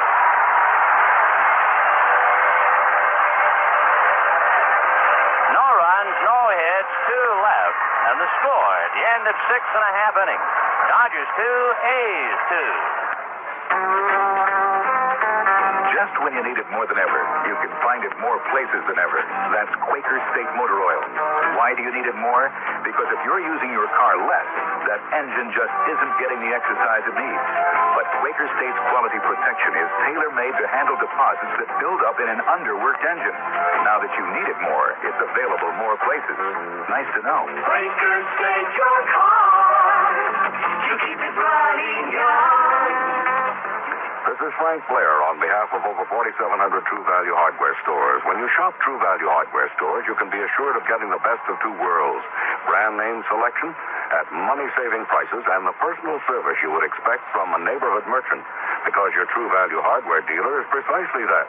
A hometown merchant who is a member of the nation's largest hardware buying network. Shop at your local True Value Hardware store. True Value, not just a name, it's a way of doing business.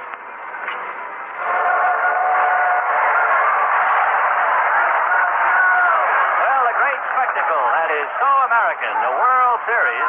I heightened by the crowd, not only taking the customary seventh inning stretch, not only with firecrackers and rockets going off in the sky, but the crowd of 49,347 singing loud and clear, God Bless America. And boy, again, something comes up to put the World Series in its proper perspective. Now this crowd wants something, and they're going to get it. They'll get Joe Rudi, Claudell Washington, and Ray Fosse, and Mike Marshall on the mound. Down in the A's bullpen, Rolling Fingers begins to loosen up. So here we go, bottom of the seventh, all even at 2-2. Joe Rudi, big right-hand batter, left fielder, first baseman. He is singled and flied to left.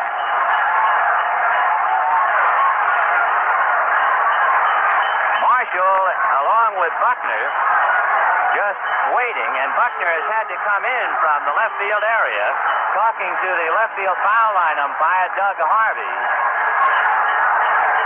The people in their enthusiasm in the left field stands have apparently thrown a few objects down on the field, perhaps intended for Buckner, perhaps not. But whatever it is, time has been called. Harvey now directing some park men to clean up the litter in left field. We have seen a lot of confetti and paper and frisbees, and timeout as they police the left field area. The Dodgers 2 runs, 4 hits, and 1 error. And Oakland 2 runs, 4 hits, no errors. The A's got a run in the first inning. Campanella singled, and North forced him. North then stole second, and Steve Yeager made his first erratic throw of the series, sailing the throw into center field, sending North to third, where he scored on a fly ball by Sal Bando. Then in the second inning, Ray Fosse hammered one over the left field wall. That made it 2-0 Oakland. They are still retrieving things out in left and left center. In the sixth inning, Tom Fischora came up and batted for Don Sutton and doubled. Then Lopes walked. On a sacrifice by Buckner, Wynn's fly ball got 1 run home. Garvey's base hit got another run home. Buckner is coming in from left field, and time is out. And all I can think of is the playoffs between Cincinnati and New York, when Pete Rose had to come in from left field. And finally, the Mets, with Yogi Berra and company, had to go out to placate the crowd. Buckner is now talking to the senior umpire, Tom Gorman. Gorman is in his 5th World Series, and Tommy has seen it all. And now Walter Alston will join the huddle on the grass in shallow left field. Doug Harvey and Tom Gorman counseling Buckner, although I don't know what they can do about Buckner. It would be the people in left field who apparently, I haven't seen anything thrown at him, but there was a lot of litter out on the field. Mike Marshall has left the mound and gone all the way out to join the discussion. Normally, a pitcher will use the time to loosen up. But Marshall has gone out there. Mike drapes his left arm around Buckner, as if to say, go on out there. And the Dodgers, I don't know what they can do, lodge a protest, that's about it. Perhaps ask the umpires to ask the public address announcer to appeal to the fans in left field to restore order. But Bill Buckner and Jimmy Wynn are troubled naturally out there in left and left center field. This is not the best ballpark in baseball to see. The lights would appear to be very far away, and particularly in the far reaches of the outfield. And that is not a Dodger complaint. The A's outfield, and for that matter, anybody who ever played here, has the same feeling. Well, Buckner goes back to his position, and we see some things now come out on the field. And Doug Harvey walks over to the Dodger left fielder. And so play is not going to begin, because the left field foul line umpire is now in left field, and he has retrieved whatever it was that came out of the stand. He rolls it off, and it evidently was a piece of fruit. So naturally, anyone out there in left field listening to the ball game, we would appeal to you. We were talking a moment ago about the Americanism of the World Series and the fair play, and we hope that it'll calm down the enthusiasm of some of the folks who are not quite thinking right out there in left field. Okay, let's see what the players do. We'll let them decide it. Joe Rudi, Claudell Washington, and Ray Fosse. Mike Marshall, who took his warm-ups and then decided he would rather talk to his left fielders, is now going to work. Rudi, right-hand batter, singled and flied to left against Don Sutton. Well, Marshall right now is battling Odom for the decision. The pitch to Rudi. Fastball belted to left field. That's going to go all the way.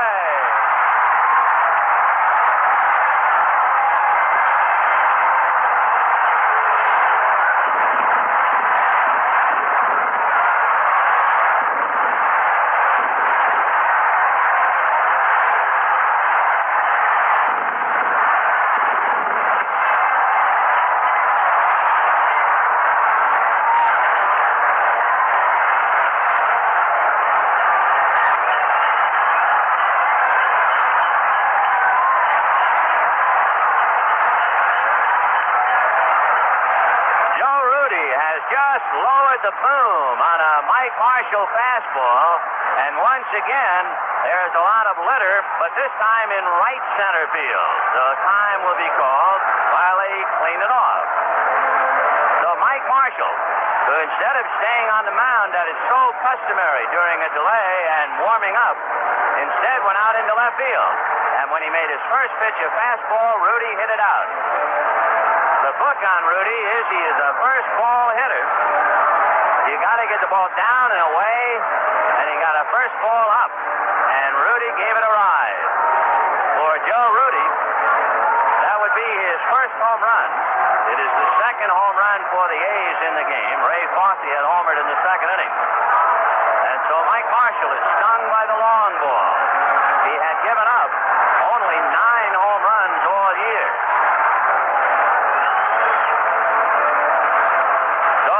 Clearing up the debris in right center field, and in a minute, the batter will be Claudell Washington. 3-2 in favor of Oakland, and of course that has a familiar ring to it, the score of the first 3 games. Washington flied to right and singled to right against Don Sutton. He's a youngster who is not at all fazed about World Series competition. In fact, I read a line saying that his inexperience is equaled only by his confidence. He takes a pitch high, ball 1, 1-0. So the Oakland Coliseum is somewhat of a madhouse right now, as the Oakland A's, for the second time tonight, have taken a lead, this time 3-2. The 1-0 pitch, high, ball 2, 2-0. Boy, I'll say one thing, if Rudi's home run beats him, they sure won't be beaten by a cheapie. He ripped it. 2-0, the count to Washington. Marshall back with a fastball fouled away, off to the left out of play, and the count 2-1. When the Dodgers bat in the 8th inning, they have Bill Buckner, Jimmy Wynn, and Steve Garvey.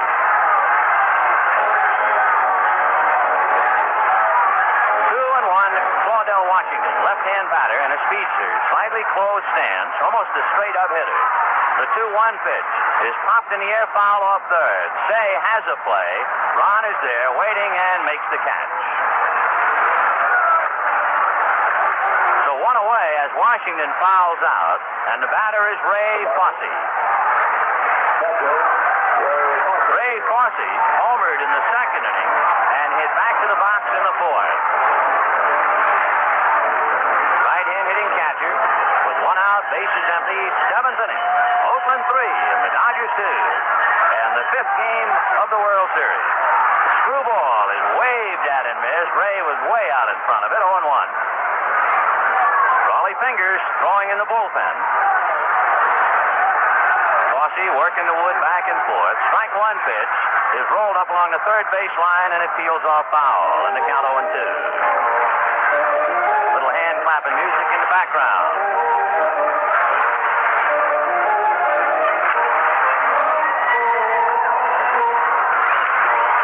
0-2, the count to Ray Fosse. The A's left 2 men on in the first inning, and those are the only 2 men they have left on in the game. Strike 2, Screwball got him swinging. So 2 down. Second strikeout for Mike Marshall. The Dodgers left 2 men in the second inning. They left 1 man in in the seventh. And, of course, late in the game to leave runners at first and second when Lopes hit into a force play, that has now become a big out. The batter is Dick Green. Fly to center and right, and he gets a Scroogey over for a strike. 0-1.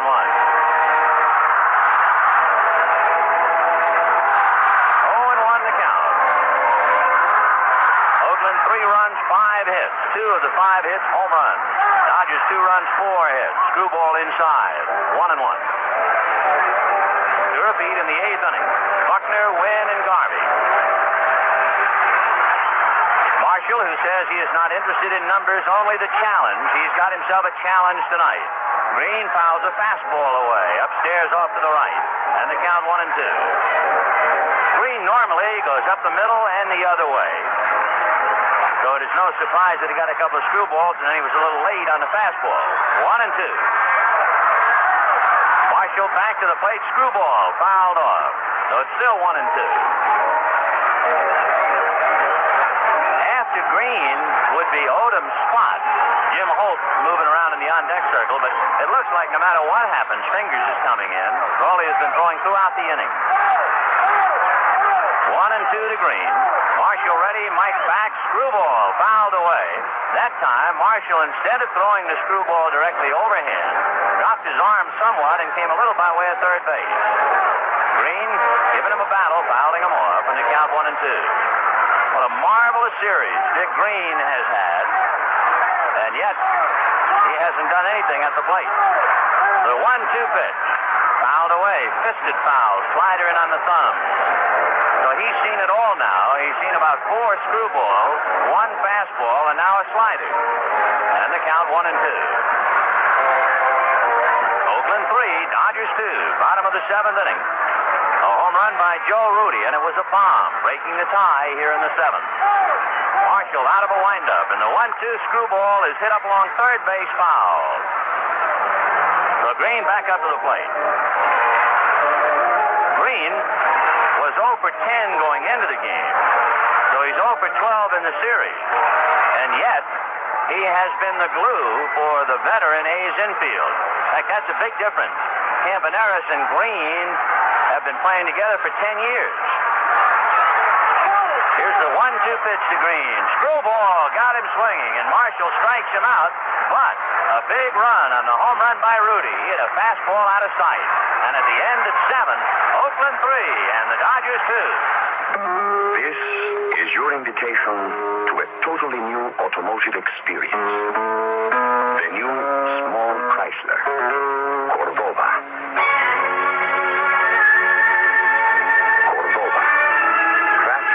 Chrysler tradition of engineering excellence, an automobile of beauty and harmony. Cordova is Chrysler convenience and Chrysler luxury. Rich textures and rare comforts surround you. The soft warmth of glowing lamps, thickly cushioned contour seating, which may even be ordered in fine Corinthian leather. This is Cordova. We invite you to experience this new Chrysler Cordova. So very luxurious, and yet surprisingly affordable. Cordova, the new small Chrysler. WTHI Terre Haute, the new country giant. As we go to the 8th inning in Oakland, with the A's leading the Dodgers 3-2. 3 changes by Oakland. Gino Tennis takes over at first base. Joe Rudi goes into left field. Raleigh Fingers on the mound. We are not sure how they are hitting yet. It is conceivable that Tennis would bat in the 9th spot so that he could have a at-bat in the bottom of the 8th. And you could put Fingers in Washington's spot. The left fielder coming out would have a long time to go before his at-bat. For Raleigh Fingers, that's the 4th game of the World Series in which he has been in, and 16 lifetimes. Right-handed deals, and he gets a corner. So he quickly asserts himself on the mound and takes command to Buckner 0-2. Fingers setting a series record.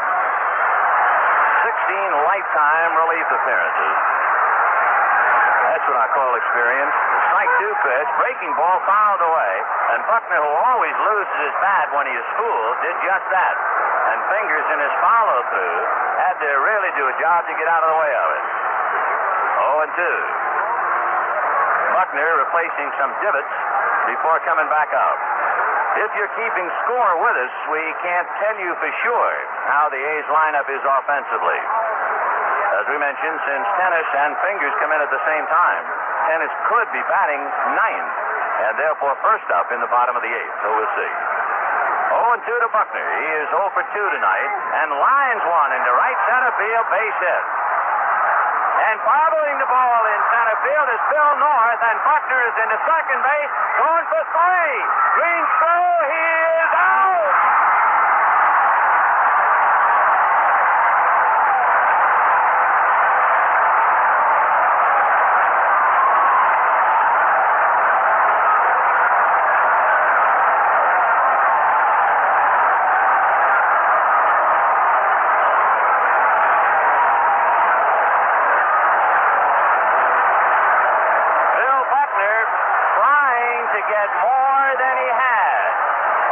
With a base hit. The ball was bobbled by Billy North for an error. That allowed Buckner to get to second, but he wanted more, which is a bad play when you're leading off an inning and you are behind and it's late in the game. But we were talking about Fingers. There's nothing and no substitute for experience, and so Buckner, who is a brash and audacious runner, is shot down on a fine throw by Dick Green to Sal Bando. And here is Jimmy Wynn. Fastball high, ball one. So representing the tying run in scoring position at second, Buckner decided to go to third, and Green beat him with a perfect throw to Bando. The pitch to Wynn misses, ball two, 2-0. It looked like a big boot by Billy North, but Buckner ran himself out of the play. 2-0 the count. Right-handed Fingers deals high, ball three. And Bando decides he'll go in and talk to Raleigh. They'll move around again in the bullpen. Fingers in 4 games in the series. He's got to be a little weary. And the 3-0 pitch, Jimmy takes a strike. 3-1. On deck, Steve Garvey. But what a gamble by Bill Buckner. And he lost it. The 3-1 pitch to Wynn. Swung on and missed. Jimmy over swinging on that one. He wasn't just trying to make contact. 3-2. Well, I'm sure I can hear Walter Alston now. If the Dodgers lose, then they'll bring up the Buckner play. He'll say we are here because of base running. That's what got us here. And there is no way to second guess him. 3-2 to Jimmy Wynn. Fingers ready, Raleigh deals, and it's fouled away. Off to the right, out of play. But a clutch throw by Dick Green. Well, Buckner would have made it because he went in head first, and Bando just did get his hand before it got the bag. Here's the 3-2 pitch to Jimmy Wynn. High, off the mid of Fosse, all the way to the backstop. And, of course, the Dodgers, all they can do is shake their heads. They let a big play get away. So 1 out, a walk to Jim Wynn. And now going out to the mound is Wes Stock. Coming up to the plate is Steve Garvey. Fingers has a very good move to first, and he will throw to first base often. And Stock talking to him to make sure that in throwing over and then coming to the plate, he doesn't vary his delivery. Even though Wynn is not that much of a base-stealing threat. Oh, he has stolen bases. He has stolen 16, but he has been caught 15 times. All right, West goes back to the A's dugout. Fosse goes behind the plate. Bando back to third. 1 out, 8th inning. Oakland 3, Dodgers 2. And the biggest play of the series, let's say the biggest roll of the dice, has just taken place, and it came up a bad number for the Dodgers. All right, Jimmy Wynn, off first, held on by Tennis. And the pitch to Garvey, a breaking ball, swung on and missed. And he was trying to pull it. He tried to time it, but couldn't do it.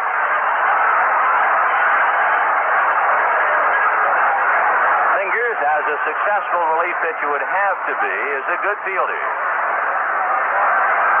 runs, 5 hits, 1 error for Oakland. 2 runs, 5 hits, 1 error for the Dodgers. Breaking ball is lifted to right field. It's playable. Reggie Jackson is right there. Wynn has to watch Jackson put it away. 2 down.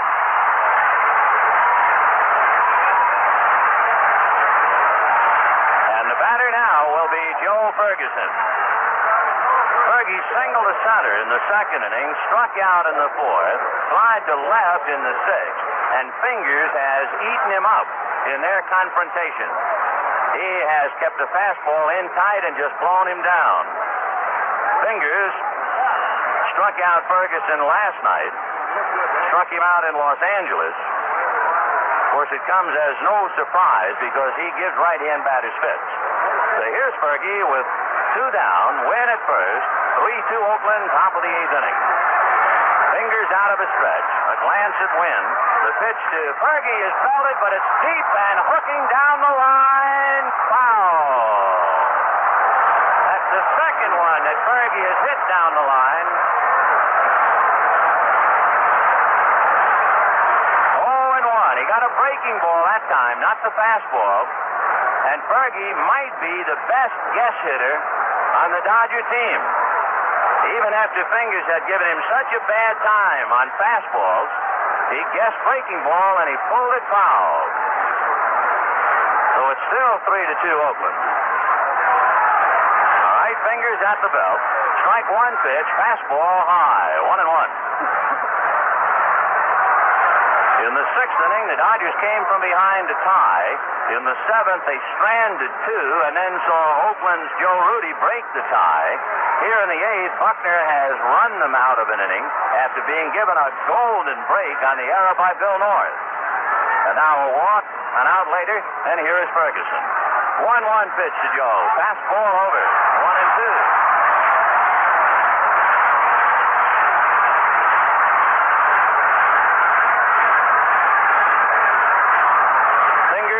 The right foot on the rubber.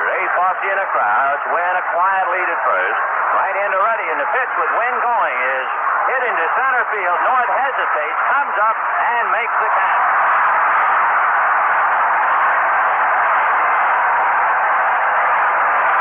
So the Dodgers were just about given a run, and they would not take it. No runs, 1 hit. There was an error by the A's. There was an error by the Dodgers on the base paths. And at the end of 7 1/2, Oakland 3 and the Dodgers 2.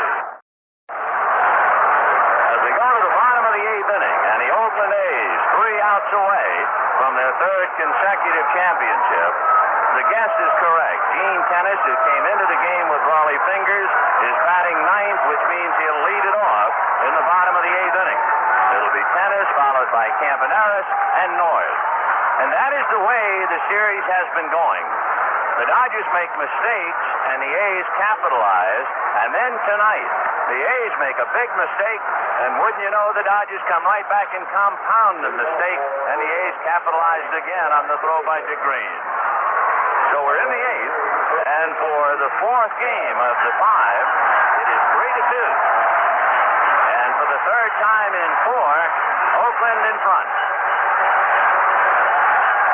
So Gene Tennis coming up, hitting .250, 2 for 8, seeing limited service, and of course he was very unhappy about sitting down last night. He will not be unhappy on the way to the bank. Marshall screwball, over for a strike, 0-1. 0-1 to Gene Tennis. Mike Marshall stung by the home run by Joe Rudi, and that's the difference. The strike 1 pitch on the way, screwball, and he missed with it, 1-1. Bottom of the 8th, 3-2 Oakland. When the Dodgers bat in the 9th, they have Say, Russell, and Yeager. And on the bench, Joshua, Crawford, and Hopkins. And I would guess that Alston would go to some left-hand bats against Fingers.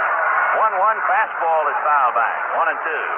Down in the bullpen is Catfish Hunter. The right-hander loosening up. He might even be used to get 1 out tonight, if necessary, and need be. 1-2 count to Gene Tennis. Marshall screwball is up. Ball 2. 2-2. 3 runs, 5 hits, 1 error for Oakland. 2 runs, 5 hits, 1 error for the Dodgers. The brashness, the daring of Bill Buckner was finally turned against him in the top of the 8th. The 2-2 screwball is swung on and missed, strike 3. Marshall makes it look easy, but he gave up a home run on a fastball to Joe Rudi, and unless the Dodgers come up with some ninth-inning magic, he'll be pinned with the defeat. And here is Bert Campaneris. Marshall has struck out 3 in a row, and he has struck out 4 of the 7 batters. The one guy missed was Rudi. Mike Screwball, a strike to Campaneris.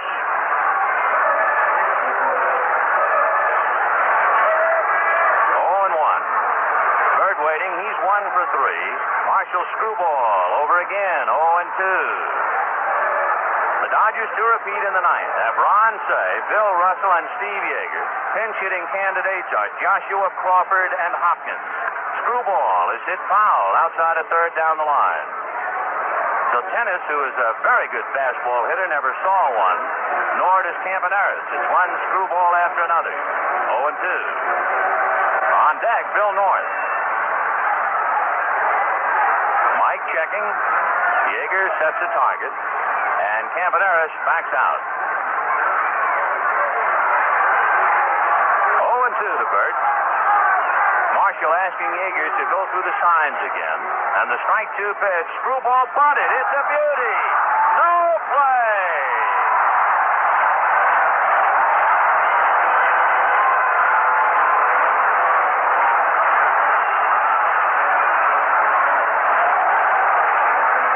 Boy, you could sure sum it up by saying that's the long and the short of it. A bomb by Rudi and an 0-2 bunt single by Campaneris. And remember, Campaneris squeezed in Kenny Holtzman with a 2-strike bunt against Messersmith. He caught Ron Say deep. He got another screwball, and he laid it down. And here is Bill North. Hit into a force play, popped up and grounded out. And if the A's win, North will sure sleep better tonight after his error in center field. A bunt is fouled off to the right. 1 out, bottom of the 8th inning. Oakland 3 and the Dodgers 2. 3 runs, 6 hits for Oakland, and for Campaneris, he is 2 for 4. He has a half a dozen hits in 17 at-bats in the series. So the quiet man with the loud bat takes his lead at first. Marshall set, goes over there. Bert back to the bag. Mike has as good a move as any right-hander you'll see. 0-1 to Bill North. I think we mentioned this last night. When he bats right-handed, he drags and pushes. When he bats left-handed, he rarely pushes. He only drags. We'll see if he tries to bunt again. Strike 1 pitch. He's around to bunt. Takes it on the knuckles. And the count 1-1. 1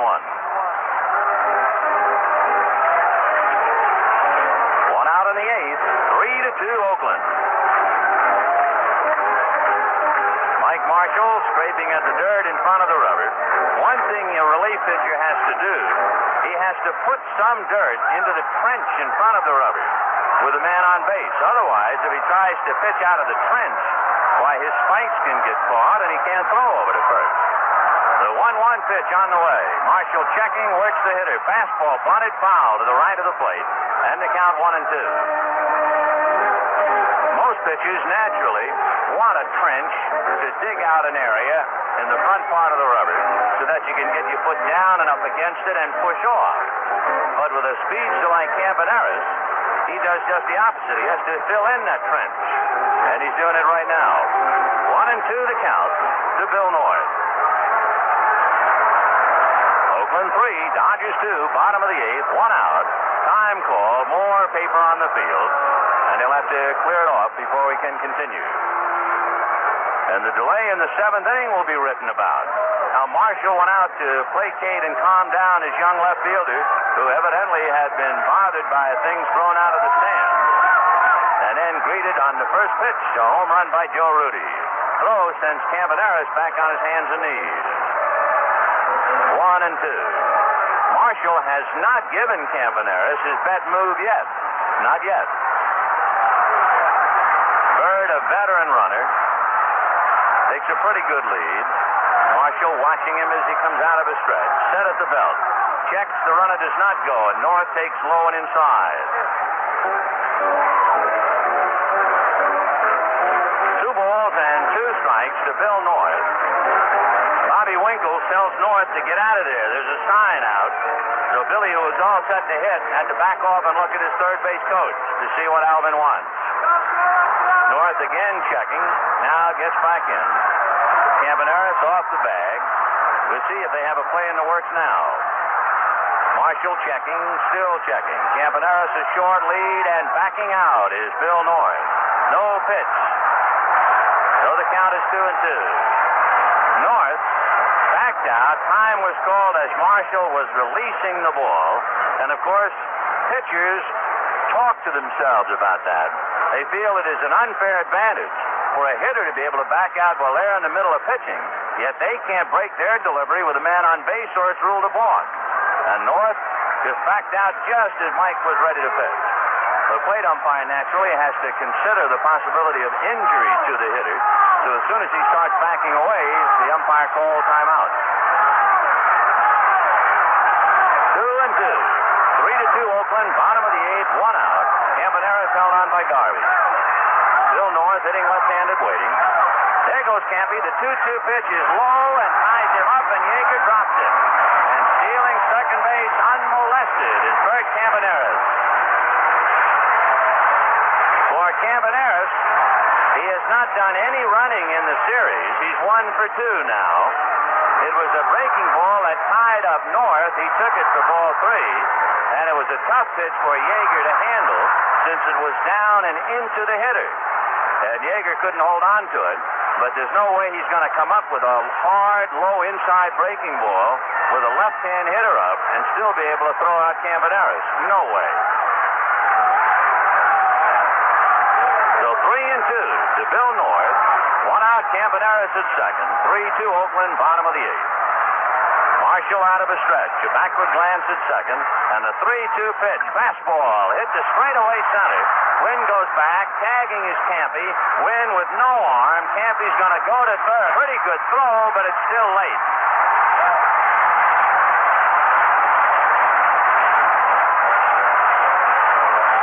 So Bill North hits a fly ball to Jimmy Wynn. And that moves Campaneris to third. So with 2 out in the 8th inning, Oakland leading the Dodgers 3-2, and Sal Bando the batter. Bando had a scoring fly ball in the first inning, flied to center in the third, and struck out in the 6th. Marshall will pitch out of a stretch with Campaneris coming down the line. So Bando waiting. Say is up 1 step or so instead of very deep at third. Marshall, a sidearm fastball hit back to the mound. Marshall has it, turns, and throws him out. So for the A's in the 8th, no run, 1 hit, a runner left at third. And at the end of 8th, Oakland 3 and the Dodgers 2. Listen, ordinary batteries are great for flashlights, but not for a camera you use a lot. So come to the top. If you work your calculator hard and you need a battery that can work hard too, come to the top of the Ever-Ready line.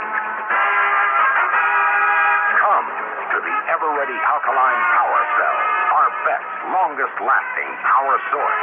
No ordinary battery ever made works so hard, so long. Repeat, no ordinary battery ever made works so hard, so long as the Ever-Ready Alkaline Power Cell. Now you can get a $1 refund on specially marked packages of Ever-Ready Alkaline Power Cells. Details at participating Ever-Ready dealers. Come to the top. Come to the Ever-Ready Alkaline Power Cell. Well, to the 9th inning, with Oakland 3 outs away from their 3rd consecutive World Championship.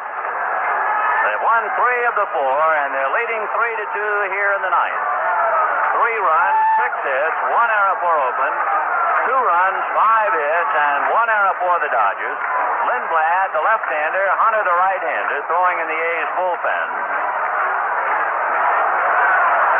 And in a moment, Ron Cey will be coming up. Cey will be followed by Bill Russell, and then we'll see about a Dodger hitter. Whether Yeager will bat or whether they will go to one of the 3 left-hand hitters available, Joshua, Hopkins, or Crawford. That's the reason why Lindblad is up. So 3-2 Oakland in the 9th inning. Ron Cey, single to left, walked and popped up. Rolly Fingers ready and deals, and he's down and away, ball 1, 1-0. The Dodgers ran themselves out of an inning in the 8th, but of course they ran themselves partially why they got into the World Series in the first place. The 1-0 pitch to Ron Cey. Overhand fastball, a strike, outside corner, 1-1. Fingers a marvelous pitcher, big right-hander, sidearm over the top either way, makes life very miserable for right-hand batters. Back with a fastball, and that's hit to right field. Jackson on the ball to the track and makes the catch. And almost dropped it, evidently. He lowered his head. I think that ball must have slipped around in the glove, but he held on to it. 1 away. So that might be Ron Cey's last at-bat. And now Willie Crawford will come up and hit for Bill Russell. It is a long year. The only way you can experience a long baseball season is to go through it. And that means from the first day of spring training, day after day and night after night, 4 a.m. arrivals, late flights, coffee in the wee small hours, waiting on bags, unpacking, packing, and unpacking again, home stands and road trips, rainy nights at home and on the road, and all that long, hot time boils down to this. The Dodgers have 2 outs left in the World Series. The A's are leading 3-2, and Willie Crawford will be the batter. Crawford hit one out in a hurry the other night. He has hit a dozen home runs this year, counting the one he hit, and Alvin Dark said, wait a minute. And he's going out to talk to Fingers. Raleigh has not been that impressive in the last couple of appearances. The Dodgers have hit the ball pretty hard against him, and he'd be the first to admit that he has gotten away with a couple. Tonight he got away on the 0-2 base hit by Buckner, the error, and then Buckner's daring, shot down by Dick Green. Cey hits the ball hard and deep to right, but Jackson goes to the warning track to flag it. And with 1 out, here is Willie Crawford.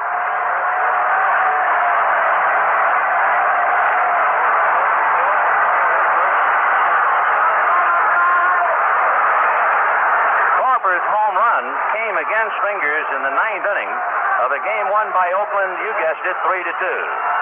Raleigh ready and deals. Fastball away. Ball 1. I think more than anything else, Alvin wanted to make sure Fingers knew how to pitch to Crawford. Normally in the National League, they try to get that fastball on top of him. Fingers didn't quite get it in enough the other night, and Willie shot it out of here. The 1-0 pitch on the way. Fastball swung on and missed. 1-1. Crawford backs out, arching his back. You come in cold, although on a hot night in Oakland, cold is a euphemism for just not starting in the game. The 1-1 pitch. Fastball on the hands, popped up. Dick Green is calling.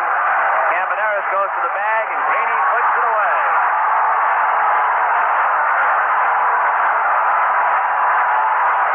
And now the A's are 1 out away, and the batter will be Vaughn Joshua, batting for Steve Yeager. Joshua hitting for Yeager. 2 out in the 9th. It was Joshua who hit against Fingers last night. He hit a fastball up the middle, and Green, as always, was in the right spot to turn in the game-ending double play. Fingers said later he was going to move Green, but Green, a marvelous positioner, and he decided to let him stay, and it was just as well for Fingers. One out away from the championship by the Oakland A's. Fingers deals a comebacker. Fingers has it and throws to first.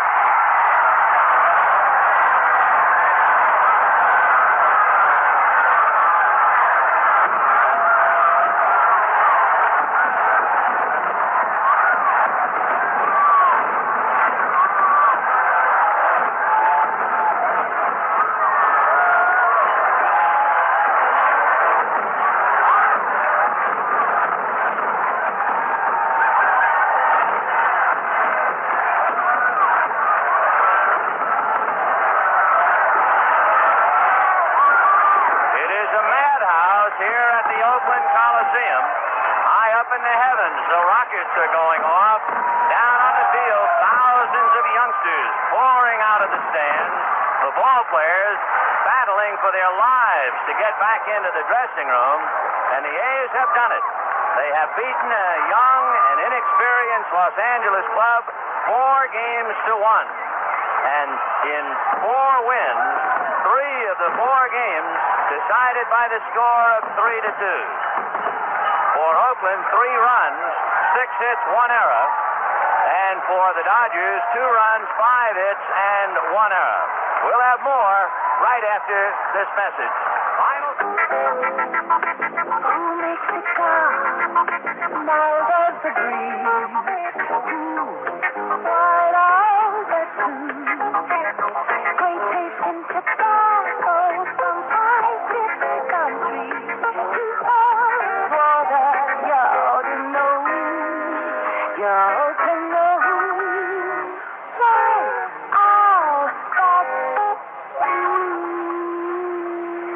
There's a little town in western Pennsylvania called Oil City where they make peace of mind for car owners. Quaker State Motor Oil. They refine it from 100% pure Pennsylvania-grade crude oil, the world's choices. Then they fortify it to protect your engine against heat and rust and dirt and wear. Quaker State. Who says you can't buy peace of mind?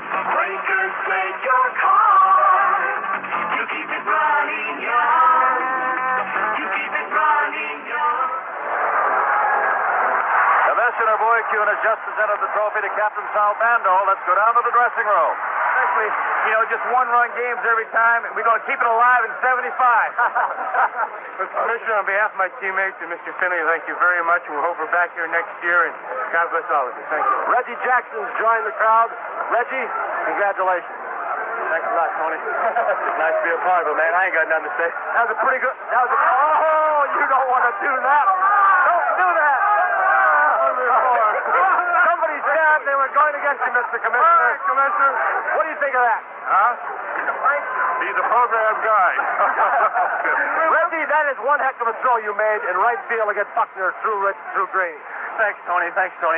I saw a bit that Billy might get a bad hop. The ball bounced over his glove, and luckily Greeny was right there with a great arm, and Greeny, all hit, no field, made a great play to Bando. We were out of it. Our Latin American friend, Dagoberto Campaneris, congratulations for 3 consecutive. Yes, I'm so happy to win that 3 times in a row. What about a comment, Sal, on this Dodger ball club? You beat them in 4-5.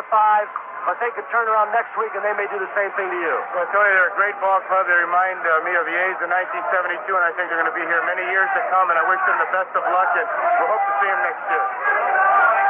Reggie? Tony, the Dodgers have a great, great ball club. I don't think we ever really saw the real Dodger club. I think that the reason we beat them was because of the fact we played with a little more poise, a little more experience. We took advantage of the opportunity, and I feel today, I know they're a great club. I believe we're the best in baseball, but I don't think we really saw the best Dodger club. Reggie, also, pitching is such an important part during the regular season and also during a short series, and your pitching was superb once again.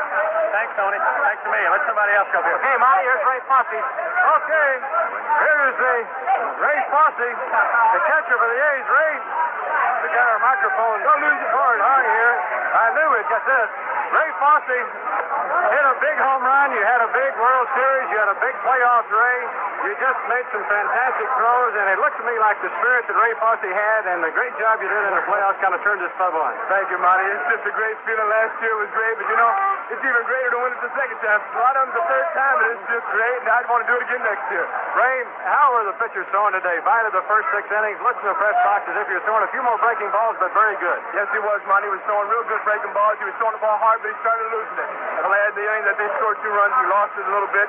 Tried to get inside. He didn't have the good fastball. On his fingers, I don't see how he did it, but he just continues to keep on throwing.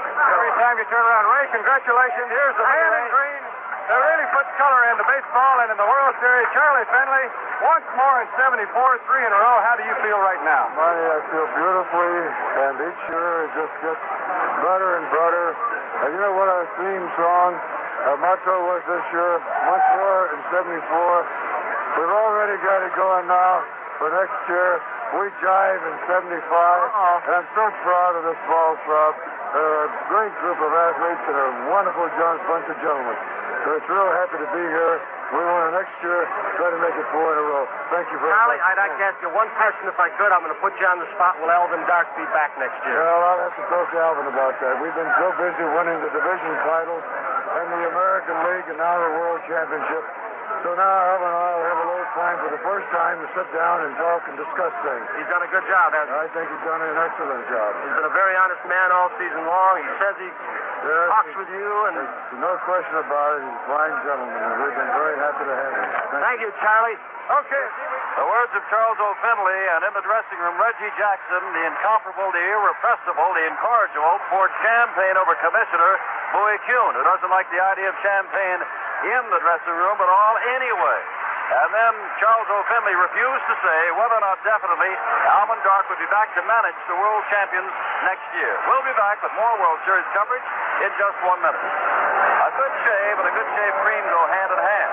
You'll get that good shave with Foamy Shave Cream by Gillette. Foamy has the thick, rich lather that tells you Gillette knows just about everything there is to know about shaving. Rich, creamy Foamy keeps your beard moist, makes shaving easy. That's why more men reach for Foamy than any other shave cream. When you want a good shave, get the great shave cream. Thick, rich Foamy by Gillette. Enough is enough. America, take your pick. Rickles or Right Guard. This country's not big enough for both of us. You know, my act is making people sweat. But how can I make you sweat if you're always using Right Guard antiperspirant? Right Guard has a super dry anti-stain formula to help keep you dry. I'm trying to get you hot and bothered, and Right Guard helps keep you cool. One of us has got to go. It's up to you. Rickles or Right Guard? You'd rather have Rickles. Well, the short score again as the A's win it 4 games to 1. 3 runs, 6 hits, 1 error. For Los Angeles, 2 runs, 5 hits, and 1 error. Losers Mike Marshall, he gave up the home run. And Joe Rudi, the winner, he pitched only a third of an inning as Blue Moon Odom. And the A's have won this World Series, getting only 30 hits in 5 games. And Vince Scully, the only game the Dodgers won was when the tying run, Herb Washington, was picked off first base in the 9th inning. That seemed very big at the moment. But Billy Buckner ran the Dodgers out of a chance to survive for at least another game in this World Series. I think everybody connected with the series, all of the writers and broadcasters, all of us have to be careful in one respect, because you constantly talk about the Dodger mistakes, which, of course, takes some of the luster off the Oakland A's championship. They're the champions, and they've won it. The Dodgers made life miserable for themselves, and that one quality that we talked about at the start of the series, the maturity and the experience of the Oakland A's, would that be a factor in this series? And I think indeed it was. It was first in the Dodger mistakes, and secondly, it was in the A's ability to cash them in. And they even cashed in an offensive mistake. And of course, that shows you how it went. There were quite a few Dodger mental errors, throwing errors, fielding errors, errors of commission. And then tonight, when they made one more error, a base running error, well, he still might have made it to third, except for a perfect throw by Dick Green. So again, as we said, all of us have to be careful. We talk about the Dodger mistakes. We talk about how their mistakes lost the World Series. But by no means do we want to take anything away from the champion Oakland A's. They well deserved their win.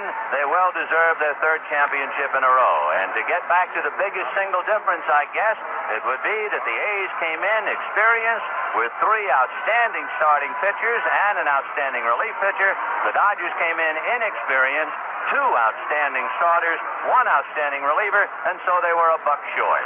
And yet, then I'll guarantee you the next time around, in whatever sport it is, the young team, even though the experts will say, look out for that experience, look out for that maturity, people will say, has nothing to do with it. Good hitting, good running, good throwing, whatever it may be, will out. But if the Dodgers, Jim, had won this series, people would have said, you see, they're hungry, they're young, while the A's were fat and complacent. So you can look at it any way you want. That's right, but maturity does count for a lot, and the Dodgers, as Sal Bando said in the dressing room, remind him of the A's of 1972. And, said Sal Bando, the Dodgers are going to be in a lot more World Series real quick. We'll be back with the final roundup of today's final World Series game in just 1 minute. Chrysler Corporation's new 12-month unlimited mileage warranty promises that any part we supply on your 1975 Dodge, Plymouth, or Chrysler passenger car, which proves defective in the first full year of normal service, regardless of mileage, will be fixed without charge by your Chrysler Motors Corporation dealer, with the following exceptions: tires. That's all the exceptions? That's all. For how many miles? As many miles as you can drive in 1 full year. But, what's the catch? I mean, what do I have to do?